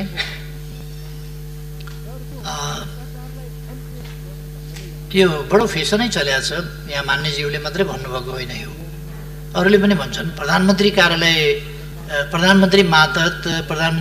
मातहतका निकायहरूमा गरिएको अनावश्यक खर्चको विनियोजन जुन छ त्यो चाहिँ कोरोनामा लगाइयोस् भनेर। त्यो प्रधानमन्त्री कार्यालय मातहतको यो फेसन जस्तो कुरा होइन यो। त्यसकारण म आग्रह गर्न चाहन्छु त्यस्तो अनुपयुक्त बजेट, अनावश्यक बजेट त्यहाँ विनियोजन गरिएको छैन। कोरोनाको लागि उपयुक्त बजेट, आवश्यक बजेट विनियोजन गरेर हामी नियन्त्रण गर्छौँ। त्यसो गर्दा कुनै संस्थाप्रति या कुनै देशभित्र पनि राजनीतिक आग्रह जस्तो कुराहरू झल्किनु वाञ्छनीय हुँदैन। म त्यतापट्टि मान्यज्यूको ध्यान आकर्षण गर्न चाहन्छु। मैले अघि पनि भने कोरोनाले कुनै पनि सकारात्मक योगदान गरेन। अर्को मान्यजीले गर्नुभएको प्रश्न छ कि यसले गरेन नै, र यसले शारीरिक बिरामी मात्रै होइन, मानसिक बिमारी पनि, त्रासको स्थिति पनि, जसले गर्दाखेरि मानिसहरू डिप्रेसनमा जाने। डिप्रेसनको एउटा अनेक लक्षणहरू छन् डिप्रेसनका, त्यो लक्षणमध्ये एउटा लक्षण हो मरुमरु लाग्ने। एउटा डिप्रेसनको लक्षण हुन्छ मरुमरु लाग्ने। त्यो डिप्रेसनको लक्षणबाट मानिसहरूले आत्महत्या गर्छन्। सधैँ मान्छेले आत्महत्या गर्न सक्दैन जबसम्म मान्छे डिप्रेसनमा गएको छैन या सधैँ छ, ज्यानको माया लाग्छ। जैविक प्रवृत्तिमध्ये पहिलो प्रवृत्ति हो जीवन रक्षा। पहिलो प्रवृत्ति जैविक प्रवृत्ति नै हो, मानवीय मात्रै होइन। जुनसुकै जीव, जुनसुकै जन्तु, जुनसुकै जनावर, जुनसुकै कीट, जुनसुकै पतंग हरेक बाँच्न खोज्छ। कहिले कहिले हामी उपियाँ देख्छौँ, त्यसलाई यसो औँलाले थिच्न खोज्नुहोस्, तपाईँको औँलो त्यहाँ जाने बित्तिकै छड्केतिर फुत्त उफ्रिन्छ। फेरि अर्को ठाउँ यसो थिच्न खोज्नुहोस्, अर्कोतिर फुत्त उफ्रिन्छ, किनभने त्यो बाँच्नका लागि। मैले खाना खाँदाखेरि कहिले कहिले बाहिर ब्रेकफास्ट गर्दा या खाना खाँदाखेरि बाहिर बरन्डामा खान्छु। बरन्डामा खाएपछि काग मसँग खानेकुराको सम्बन्धमा अलिकति लडाइँ गर्न आउँछ। मलाई पनि भोक लागेको छ, आफै मात्रै एक्लै बसेर खाने, ल्याउ खाना भन्न आउँछ। त्यो मैले खाना दिन्छु, तर ऊ जबसम्म सुरक्षित छु, मसँग जालझेल भएको छैन, धोका भएको छैन भन्ने यकिन हुँदैन, तबसम्म मैले खाना दिएको हुन्छु, खाँदैन। किनभने यसले मलाई कुनै ट्रिक त गरिरहेको छैन, यति नजिकै खाना दिएको छ, कसरी खाने? म खाना समाउन खोज्दाखेरि उसले मलाई समात्यो भने के गर्ने? उसले शङ्का गर्छ, यकिन गर्दैन। अनि उसले विचार गर्छ, यो ज्यान खतरामा राखेर खानाको काम छैन। भोक लागे पनि बरु भोकै बस्छु, बाँच्यो भने त भरे अन्त पाइन्छ खानेकुरा खाउँला, यहीँ मरियो भनेदेखि त गइगयो, खाना के खाएर अर्थ के भयो? त्यसकारण बाँच्नै पहिलो कुरा हो भन्छ र खाना मान्दैन। अनि अलिक परतिर साथ दिएपछि अब म सुरक्षित छु भन्छ र अनि खान्छ। सुरक्षा पहिलो कुरा हो। त्यसकारण पछि पछि त्यो विश्वस्त हुँदै हुँदै अहिले चाहिँ नजिक आएर त्यो सँगै मात्रै होइन, खोसेर खान खोज्छ। कहिले कहिले उसलाई विश्वास भयो कि यसले मार्दैन, यसले कुनै पासो थाप्दैन, जालजेल गर्दैन भनेपछि त्यो अलिकति टेम्ड भएको छ, अलिकति घरेलुपन त्यसमा आएको छ। तर पनि ऊ पूर्ण यकिन चाहिँ गर्दैन, फेरि पनि हेर्छ, अनुहार हेर्छ, हात हेर्छ, हात चलाइ हेर्छ, उसको खानातिर मुखतिर नै लगाएको छ कि मात्रै ल्याउन खोज्दैछ त्यो हेर्छ। उतिर हात यसो गर्यो भनेदेखि ऊ फुत्त पर सरिहाल्छ। यो जैविक प्रवृत्ति मानिसमा हुन्छ। त्यसकारण मान्छे झन् सचेत हुन्छ, मर्न चाहँदैन, आत्महत्या गर्नै सक्दैन। बाँच्ने प्रवृत्ति मानिसको मात्रै होइन, जैविक हो, जीवमा पनि त्यो हुन्छ भने मान्छे त झन् सचेत, ऊ चाहिँ बाँच्न चाहन्छ, बाँच्न खोज्छ। त्यसकारण जब मान्छेले आत्महत्या गर्छ तब बुझ्नुपर्छ पीडाले मर्यो, के भएर मर्यो, कसो भएर मर्यो भने पनि त्यस पीडाले उसलाई पहिले डिप्रेसनमा लान्छ र डिप्रेस भएपछि मात्रै उसमा मर्ने प्रवृत्ति सुरु हुन्छ र हाबी हुन्छ। जब मर्ने प्रवृत्ति, मरु लाग्ने प्रवृत्ति हाबी हुन्छ तब उसले आत्महत्या गर्छ। त्यसकारण हामीले साइकोलोजिकल ढङ्गले ट्रिट गर्ने, काउन्सिलिङ गर्ने यस्ता बेलामा जरुरी छ। त्यसै कारण हामी भनिरहेका छौँ कि टेरर, मानिसलाई टेरर हुने गरी, टेरराइज हुने गरी होइन, सतर्क हुने गरी कुरा गरौँ। हामी पनि सतर्क बसौँ, आतंकित नबनौँ। कोरोनाबाट सतर्क बसौँ, आतंकित नहौँ। यो खराब हो, यसले मार्न पनि सक्छ, तर त्यसबाट हामी बाँच्न सक्छौँ, सर्न नदिन सक्छौँ सतर्क भयौँ भने। त्यसकारण आतंकित नबनौँ। आतंकले डिप्रेसनमा लान सक्छ। यस्तो कुराहरू थुप्रै भएको छ। डिप्रेसन, अब कोरोनाको कारणले डिप्रेसन भएको हुनसक्छ, अथवा कोरोनाका समयमा भएका अन्य गतिविधि, अन्य क्रियाकलाप, अन्य हिंसाजन्य कुराहरू अथवा अरू प्रकारका मानसिक दबावहरू सृजना भएर पनि डिप्रेसनमा गएको हुनसक्छ र आत्महत्या भएको हुनसक्छ। तर त्यो लकडाउनका कारणले होस्, अरू कारणले होस्, कोरोना लाग्ला भन्ने डरले होस्, अथवा लकडाउनको फाइदा लिएर कसैले सबलले दुर्बललाई पीडा दिएको होस्, बाँच्न कठिन बनाएको होस्, मर्यादित जीवन जिउन नदिएको होस्, जेसुकै कारणले भए पनि त्यस्ता कुराहरू हुने गरेका छन् जसप्रति सरकार अत्यन्त संवेदनशील छ।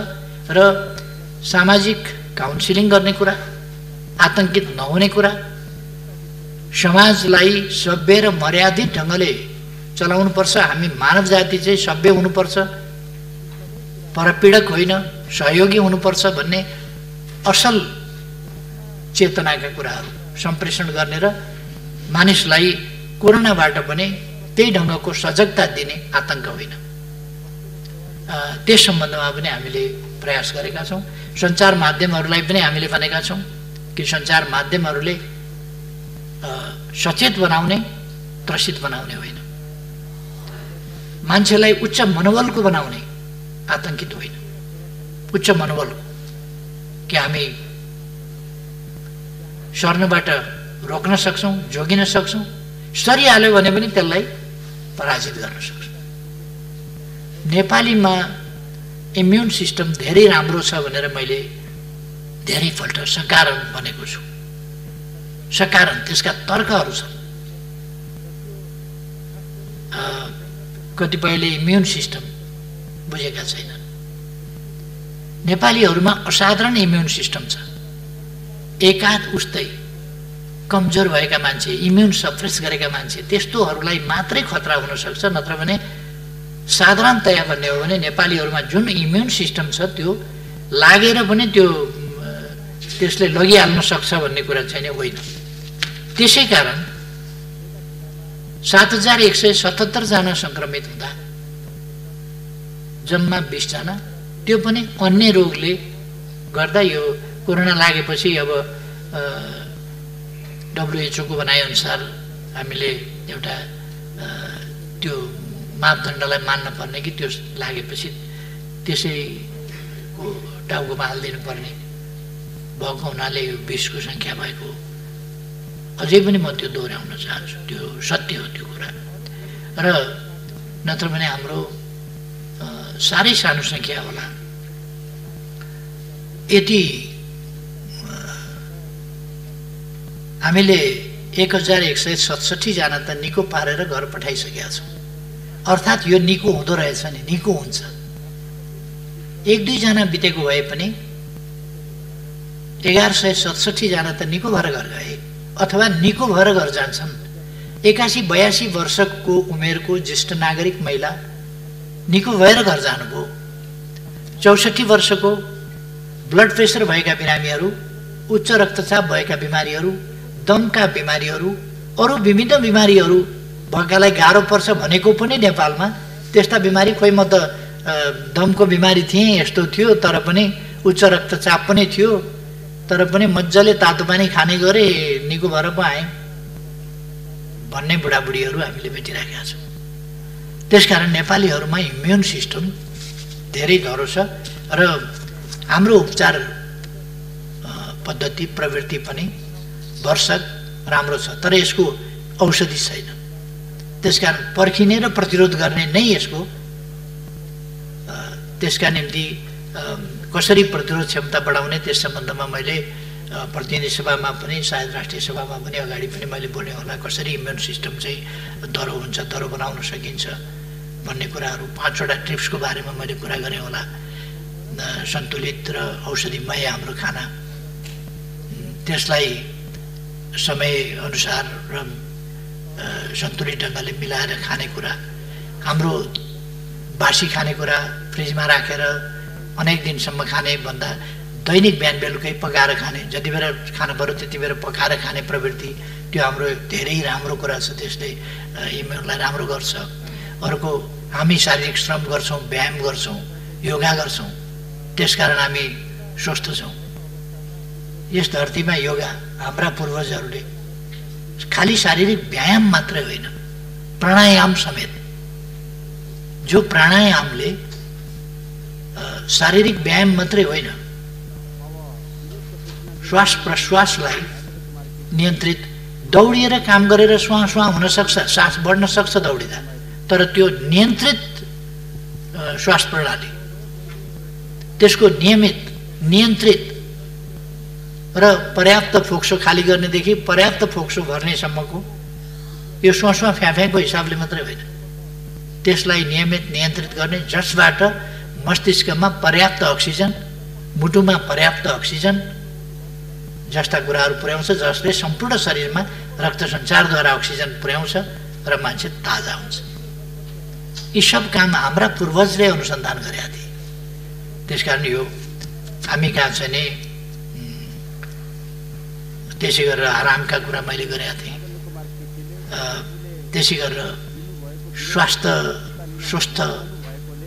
ती कुराहरू मैले भनेको थिएँ र सकारात्मक सोच राख्न पर्ने कुराहरू, उच्च मनोबल राख्न पर्ने कुराहरू। अब कोरोनाले छोयो भन्ने बित्तिकै मर्छु, अब गएँ म भन्ठानु भनेदेखि त बाँच्न गाह्रो हुन्छ। कोरोना भनेको एउटा रुगाखोकी जस्तो लागिहाल्यो भने हाछ्यौँ साछ्यौँ गर्नुपर्छ, तातो पानी खानुपर्छ, उडाइदिनुपर्छ।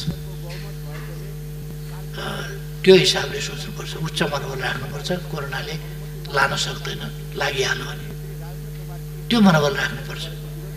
अब मैले अघि नै क्वारेन्टिन र सुरक्षाको बारेमा भने, क्वारेन्टिन विश्व स्वास्थ्य सङ्गठनको मापदण्ड अनुसारै हुनुपर्छ भन्ने हामी सबैको मान्यता हो। हामी प्रयास त्यही गरिरहेका छौँ। तर पनि यथार्थ के हो भनेदेखि हाम्रो सामर्थ्यले अहिलेसम्म लाखौँ मान्छेलाई, जस्तो मैले अघि नै भने, क्वारेन्टिनमा 1,08,336 जना मानिस अहिले छन्। यति उपयुक्त क्वारेन्टिन यति बनाउने हो भने करिब युद्ध स्तरमा बनाउने हो भने 1 वर्षमा बनाइसकिँदैन। मान्छे बस्ने आवास बनाउने कुरा हो नि। 1,08,336 वटै टोयलेट बनाउनु पर्यो, किचन बनाउनु पर्यो, त्यहाँ खट्ने मान्छे त्यति चाहियो। यो प्रधानमन्त्री कार्यालय मातहतमा रहेको अनावश्यक खर्च भन्ने छ नि, यो अनावश्यक खर्च भनेको यस्तैमा लाग्ने खर्च, त्यसको अनुगमन गर्नु पर्यो, स्वास्थ्य कर्मीहरू खट्नु पर्यो, डाक्टर चाहियो, नर्स चाहियो, स्वाब टेस्ट गरेपछि त्यो स्वाब टेस्ट गर्ने फेरि पुर्याउने ती सबै मान्छे पनि चाहिए, सुरक्षा कर्मी चाहिए, भोलिन्टियर्स पनि चाहिए। 3टा भोलिन्टियर्स अपराधी निस्किए भनेर संसारभरिका भोलिन्टियर्स भनेका अपराधी हुँदा रहेछन् भन्ने ठान्नु हुँदैन। भोलिन्टियर्स भनेको एउटा पवित्र नाम हो, तर अब कोही कोही अनेक भेषमा पनि कुकर्मीहरू निस्किन्छन्, पवित्र भेषमा, विभिन्न नामका विभिन्न रङका बर्को ओढेर पनि भेटिन्छन्। त्यसो भनेर त्यस्तो बर्को ओढ्ने जति या त्यस्तो नामका वस्त्र धारण गर्नेहरू जति सबै त्यस्तै हुन्छन् भन्न सकिँदैन। कहिले कहिले एकदमै राम्रो काम गर्नुपर्ने, पुण्य काम गर्नुपर्ने ठाउँका मान्छेहरू अपुण्य अपराधिक क्रियाकलापहरूमा संलग्न भएको पनि पाइन्छ, तर सबैलाई जेनरलाइज त्यसमा गर्न हुँदैन। म साथीहरूलाई आग्रह गर्न चाहन्छु र सुरक्षाको प्रबन्धमा सरकारले थप सजगता यस्ता घटनाहरूबाट लिएको छ र लिन्छ। एउटा अत्यन्त राम्रो प्रश्न गर्नुभएको छ। मैले अस्ति चैत्रबाट कक्षा सुरु हुँदा मैले शैक्षिक अभिभावकत्व लिएका मुगुका विद्यार्थीहरूलाई काठमाडौँमै ल्याएर बोर्डर्स गर्ने, त्यसका निम्ति माघमा आमा बुवाहरू समेत बोलाउने ती कुराहरू अगाडि सारेको थिएँ। यहाँ फागुनमा उहाँहरूलाई बोलाउने र उहाँहरूले पनि बस्ने ठाउँ, स्कुल, बोर्डर्स कहाँ गरिन्छ त्यो हेर्ने, र मैले त्यसै गरी सिरामा शैक्षिक अभिभावकत्व लिएका विद्यार्थीहरूलाई पनि त्यसै गरी पढाउने भन्ने सोचेका थिएँ। तर यो क्वारेन्टाइनको कारणले, लकडाउनको कारणले, आदि कारणले ती विद्यार्थीहरू पनि र अरू पनि त्यस्तैमा परेका छन्। अर्को, हामीले अस्ति 1 गतेबाट अनलाइन शिक्षा आदि भनेर सुरु गऱ्यौँ, तर नेपालको सुविधा, सहुलियत, पहुँच यी सबै कुरा समान छैनन् र सबै ठाउँमा पुर्याउन सकिएको छैन। त्यसकारण सबैलाई भएन भने कसैलाई पनि नगर्ने भन्न सकिँदैन। त्यसकारण हुन सकेका ठाउँहरूमा हामीले अनलाइन शिक्षा, अफलाइन शिक्षा, टेलिभिजन शिक्षा, रेडियो शिक्षा, विभिन्न ढङ्गले शिक्षा उपलब्ध गराउने ती कामहरू गरेका छौँ। जहाँ इन्टरनेट छैन त्यहाँ इन्टरनेट पुर्याउने कोसिस गरेका छौँ। तर सबै ठाउँमा कम्प्युटर, सबै ठाउँमा टेलिभिजन, सबै ठाउँमा टेलिभिजनको पहुँच अथवा त्यसको टावर, त्यसको प्रसारणको क्षमता आदि कुराहरू नै नपुगेका त्यस्ता ठाउँहरू छन् र इन्टरनेट नपुगेका ठाउँहरू छन्। त त्यस्ता ठाउँहरूका विद्यार्थीहरूप्रति हामी चिन्तित छौँ, कसरी त्यसमा पुरा गर्न सकिन्छ भन्ने कुराहरू यहाँले ध्यान आकर्षण गर्नुभयो। मैले आफूले शैक्षिक अभिभावकत्व लिएका विद्यार्थीहरूको बारेमा मलाई सम्झना छ, मैले बिर्सिएको छैन र ती विद्यार्थीहरूको खबर यहाँहरूले सुन्दै जानुहुनेछ भविष्यमा। मेरो विश्वास छ तिनीहरू त्यसै अनुसारको प्रगति गर्दै अगाडि बढ्नेछ। अरू ठाउँमा पनि मैले गरिब बालबालिकाहरूको कसरी उत्थान गर्न सकिन्छ, तिनीहरूलाई गरिबीबाट कसरी उन्मुक्त गर्न सकिन्छ र तिनीहरूको उज्जवल भविष्य कसरी बनाउन सकिन्छ, तिनीहरूलाई प्रतिस्पर्धी क्षमताका नागरिक, विश्वमै प्रतिस्पर्धी क्षमताका नागरिक कसरी बनाउन सकिन्छ हाम्रा देशका तमाम बालबालिकालाई, त्यतापट्टि पनि मेरो ध्यान गएको छ र सरकारको ध्यान गएको छ। तदनुसार हामी प्रयासहरू अगाडि बढाइरहेका थियौँ। आगामी वर्ष हामीले यस वर्ष यो नयाँ आर्थिक वर्षमा देशलाई साक्षर घोषणा गर्ने योजना बनाएका थियौँ, तर मलाई लाग्छ यस वर्ष हामीले साक्षर बनाउन सम्भवतः सक्दैनौँ, अर्को 1 साल पर्खिनुपर्छ जस्तो लाग्छ। त्यसकारण अहिलेको सरकार कुनै अव्यावहारिक कुराहरू गरिरहेको छैन। जस्तो हामीले यसै वर्ष साक्षर बनाउने भने पनि यस वर्ष साक्षर बनाउन सम्भव नहुन सक्ने अवस्था रहेको कुरा म साथीहरुमा जानकारी गराउन चाहन्छु। अर्को वर्ष सायद हामीले पर्खिनुपर्छ, तर फेरि अर्को एउटा ऐतिहासिक काम हामी गर्नेछौँ। अर्को वर्ष, अर्को आर्थिक वर्षबाट हामीले नेपाल निरक्षरता नभएको साक्षरहरूको पढे लेखेका मान्छेहरूकै देश हो भनेर गर्व गर्ने ठाउँमा नेपाललाई एक सिडी फेरि माथि उठाउन सक्छौँ। अनेक क्षेत्रमा हामीले माथि उठाएका छौँ। हामीले एउटा खुल्ला ठाउँमा शौच गर्ने खालको जुन एउटा स्तर थियो समाजको, त्यसलाई माथि उठाएर अब अनिवार्य रूपमा हरेकले शौचालयको प्रयोग गर्न सक्ने, पाउने र गर्ने प्रवृत्ति र सुविधा त्यस ठाउँमा देशलाई पुर्याएका छौँ र एउटा सभ्यताको माथिल्लो सिँढीमा उठाएका छौँ। अघि मैले भने सभ्यताका यस्ता थुप्रै सिँढीहरू, थुप्रै युगहरूलाई हामीले परिवर्तन गरिदिएका छौँ। सडकमा भिखारी देखिने युग समाप्त भएको छ, बालबालिका सडकमा देखिने युग समाप्त भएको छ, भिखमङ्गा सडकमा देखिने युग समाप्त भएको छ, सडक मानव देखिने युग समाप्त भएको छ र अब यसै गरी निरक्षर देश भन्ने मापदण्ड त्यो पनि एक स्तर माथि देश उठ्नेछ र हामीले दिगो विकास लक्ष्यका मापदण्डहरूमा, थुप्रै मापदण्डहरूमा हाम्रो रेकर्ड राम्रो छ। नीति कार्यक्रम र बजेटमा पनि आइसकेको कुरा हो। हाम्रा प्रमुख मापदण्डहरूमा 14वटा मापदण्डमा हामी अगाडि छौँ र नेपालको प्रगति उल्लेखनीय छ र यस्ता मापदण्डहरूका आधारमा हामी थुप्रै ठाउँमा प्रशंसित पनि भएका छौँ। नेपाल, हाम्रो प्रगति, हाम्रो लोकतन्त्र, यस लोकतन्त्रले दिएका उपलब्धि, यस लोकतन्त्रमा स्मुथली हामीले समाज परिवर्तनको क्रमलाई अगाडि लगेका कुरा, संघीयता कार्यान्वयनको कुरा, संविधान कार्यान्वयनको कुरा जुन स्मुथनेसका साथ हामीले लगेका छौँ त्यसलाई संसारले प्रशंसा गरेका छ। हामीले हिंसाको अन्त्य गरेर शान्तिको दिशामा जुन प्रगति गरेका छौँ, शान्ति प्रक्रियालाई जसरी प्रारम्भ गर्यौँ, अगाडि बढायौँ र समाजमा शान्ति स्थापना गर्यौँ, यी कुराहरू अगाडि बढेका छन्। अब अहिले केहीहरूले हल्ला चलाएका छन्, पढ्न अल्छी लाग्छ कि क्या हो। एमसीसी पढेका मान्छे मैले त्यति भेटिनँ। एमसीसी सम्झौता खोजेर ल्याएर पढे हुन्छ, पढ्ने भन्दा हल्लाका भरमा कुद्ने र जसरी भए पनि विरोध गर्न पाए भयो भन्ने कस्तो चिन्तन। खुट्टाले टेकेर हिँड्न छोडेर टाउकाले टेकेर, त्यो हातले टेकेर खुट्टा ठाडा पारेर हिँड्ने अभ्यास गर्न किन जरुरी छ?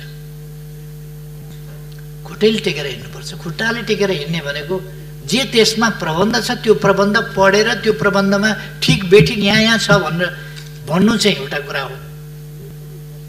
लहैमा लौ अमेरिकी सेना आउने भयो, कहाँ पढ्छन्, के पढ्छन्, अचम्म लाग्छ मलाई। कागले कान लगो भन्दाखेरि लाँदा त दुख्छ होला नि अलिकति, त्यो दुख्या छैन भने होइन होला त भन्ने थाहा पाउनु पऱ्यो नि पहिले। दुख्या छैन तैपनि सुटुकै लगेछ कि भन्ने हो भने पनि छाम्नु पऱ्यो नि कान छ कि छैन यहाँ भनेर। दुखे पनि वास्ता नगर्ने, छ कि छैन पनि नछाम्ने अनि लयमा कुद्ने, यो प्रवृत्ति बडा अचम्म लाग्छ मलाई। अहिले सडकको पनि विषय बनेको छ, अन्तको पनि विषय बनेको छ। यो सान्दर्भिक अहिलेको विषय यहाँको नभएको हुनाले म यसमा धेरै अगाडि जान चाहन्न, तर पढे हुन्थ्यो नि सम्झौतामा के लेखा छ कि यस देशमा विकास हुन आँट्यो भन्ने चिन्ता हो, यस देशमा विकासका लागि अनुदान आयो भन्ने चिन्ता हो। ठिकै छ, यस सम्बन्धमा म मान्यजीहरू समक्ष आफ्ना विचार अर्को कुनै समय राख्नेछु। यो छलफलमा आउने नै छ। म मान्यजीहरूलाई आग्रह गर्न चाहन्छु, हामी देशका सर्वोच्च जनप्रतिनिधि संस्थाका सदस्यहरू हामीले इतिहासमा दर्ज हुने गरी बोल्नु पर्दछ। तपाईहरुलाई थाहा छ एक जमानामा महाकाली सन्धिको सम्बन्धमा यति ठुलो बबन्डर आदि हुरी मचियो, म आश्चर्यचकित भएँ। मैले भने म त त्यस्तो केही पनि देख्दिनँ, यहाँ त ठिकै देख्छु। फेरि हामी आफैले अध्ययन गरेर ठिक छ भनेर दुई सरकारका बीचमा हस्ताक्षर गर्दा हामी सरकारमा नभएको पार्टी पनि त्यहाँ उपस्थित थियौँ र हाम्रो नेतृत्व वर्ग त्यहाँ उपस्थित थियो र यो गरौँ त सही गरौँ, ठिक छ, तपाईहरुको पनि मन्जुर छ, प्रतिपक्षको पनि मन्जुर छ भन्दा मन्जुर छ। प्रणब मुखर्जीले हस्ताक्षर गर्ने बेलामा फेरि 3-4 पल्ट पहिले सोधिसकेर हस्ताक्षर गर्ने बेलामा कलम समातेपछि तो मैं साइन कर लूं सोधे थे। हाँ ठीक है कीजिए भनेपछि उनले साइन गरे। पछि हाँ ठीक है कीजिए भन्ने साथीहरू बुर्क उफ्रिया देखेपछि मैले अलिकति कडा शब्द प्रयोग गरेका थिएँ। त्यति बेला हामीले कहीँ गाँजा भाङ धतुरो केही त खाएको थिएन होला। हाम्रो जस्तो देश चलाउने तहका मान्छेहरू, नीति नियम र कानुन बनाउने तहका मान्छेहरूले देशलाई सर्वोपरि राखेर विचार गर्न पर्दछ। फेरि पनि हरेक विषयमा पक्ष विपक्ष आरोप प्रत्यारोपको विषय होइन, हाम्रा भनाइहरू इतिहासमा दर्ज हुनेछन्। त्यसकारण अहिले संविधान जसरी सर्वसम्मत ढङ्गले संशोधन भएको छ, यो यस संसदको इतिहासको गौरवको कुरा हो, नेपाली हुनुको गौरवको कुरा हो, राष्ट्रियताको प्रश्नमा नेपालको एकताको गौरवको कुरा हो। त्यस्तै गौरवका विषय हुने गरी हाम्रा अभिव्यक्तिहरू पढेर अध्ययन गरेर हेरेर भोलि फरक नपर्ने गरी हाम्रा नाति नातिनीका पालासम्म फरक नपर्ने गरी, त्योभन्दा पछिसम्म पनि फरक नपर्ने गरी यी इतिहासमा हेरिने विषय बन्छन्। म मान्यजीहरूको ध्यान आकर्षण गर्न चाहन्छु, इतिहासमा हेरिने विषय बन्छन्। त्यसकारण हामीले संसदमा बोल्दा कहिले के कुरा बोलिराखेका हुन्छौँ। म स्मरण गराउन चाहन्छु, संसदका सबै अभिव्यक्तिहरू रेकर्डेड छन्। हिस्ट्रीले फेरि रेकर्ड उदिन्छ। अस्ति भर्खर मैले एउटा अनलाइनमा हेरेँ, 53 सालमा मैले कालापानीको सम्बन्धमा छलफलमा राखेको कुरो, फेरि त्यति बेला सार्वजनिक महत्त्वको प्रस्ताव पेश गरेको कुरो, सीमा सम्बन्धी विषयमा छलफल गरौँ भनेर राखेको प्रस्ताव अस्ति एउटाले निकालेछ, 53 सालको कुरो। मलाई धेरै गाली गर्न सकिन्छ, तर मेरो अभिव्यक्तिमा कहीँ कतै चुकेको कुरो कसैले निकालिदियो भने धन्यवाद दिन्छु। इतिहास खोज्न गए हुन्छ। 55 वर्ष भयो मैले राजनीति गरेको, यो 55 वर्षको इतिहास खोज्न गए हुन्छ। खोजेर एउटा शब्द कहीँ त्रुटिपूर्ण निकालिदिए हुन्छ। 48 सालदेखि म संसदमा छु। संसदमा बोलेका कुराहरूको त्रुटिपूर्ण भनाइ, देशहितको विरुद्धको भनाइ, जनताको हितको विरुद्धको भनाइ, सत्ता पक्षमा हुँदा होस् प्रतिपक्षमा हुँदा होस्, मैले प्रतिपक्षको हिसाबले सत्ताको आलोचना गर्नुपर्छ भनेर त्यसरी बोल्ने गरेका छैन।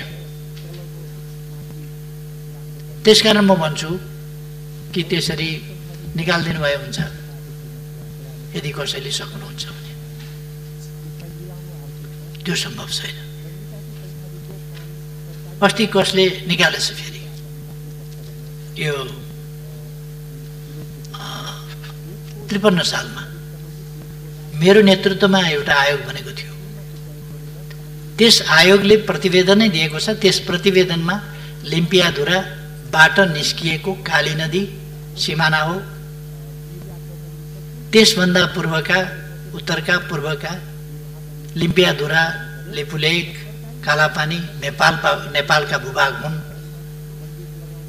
भन्ने कुरा त्यस प्रतिवेदनमा पनि लेखिएको रहेछ, जसमा मैले हस्ताक्षर गरेको छु।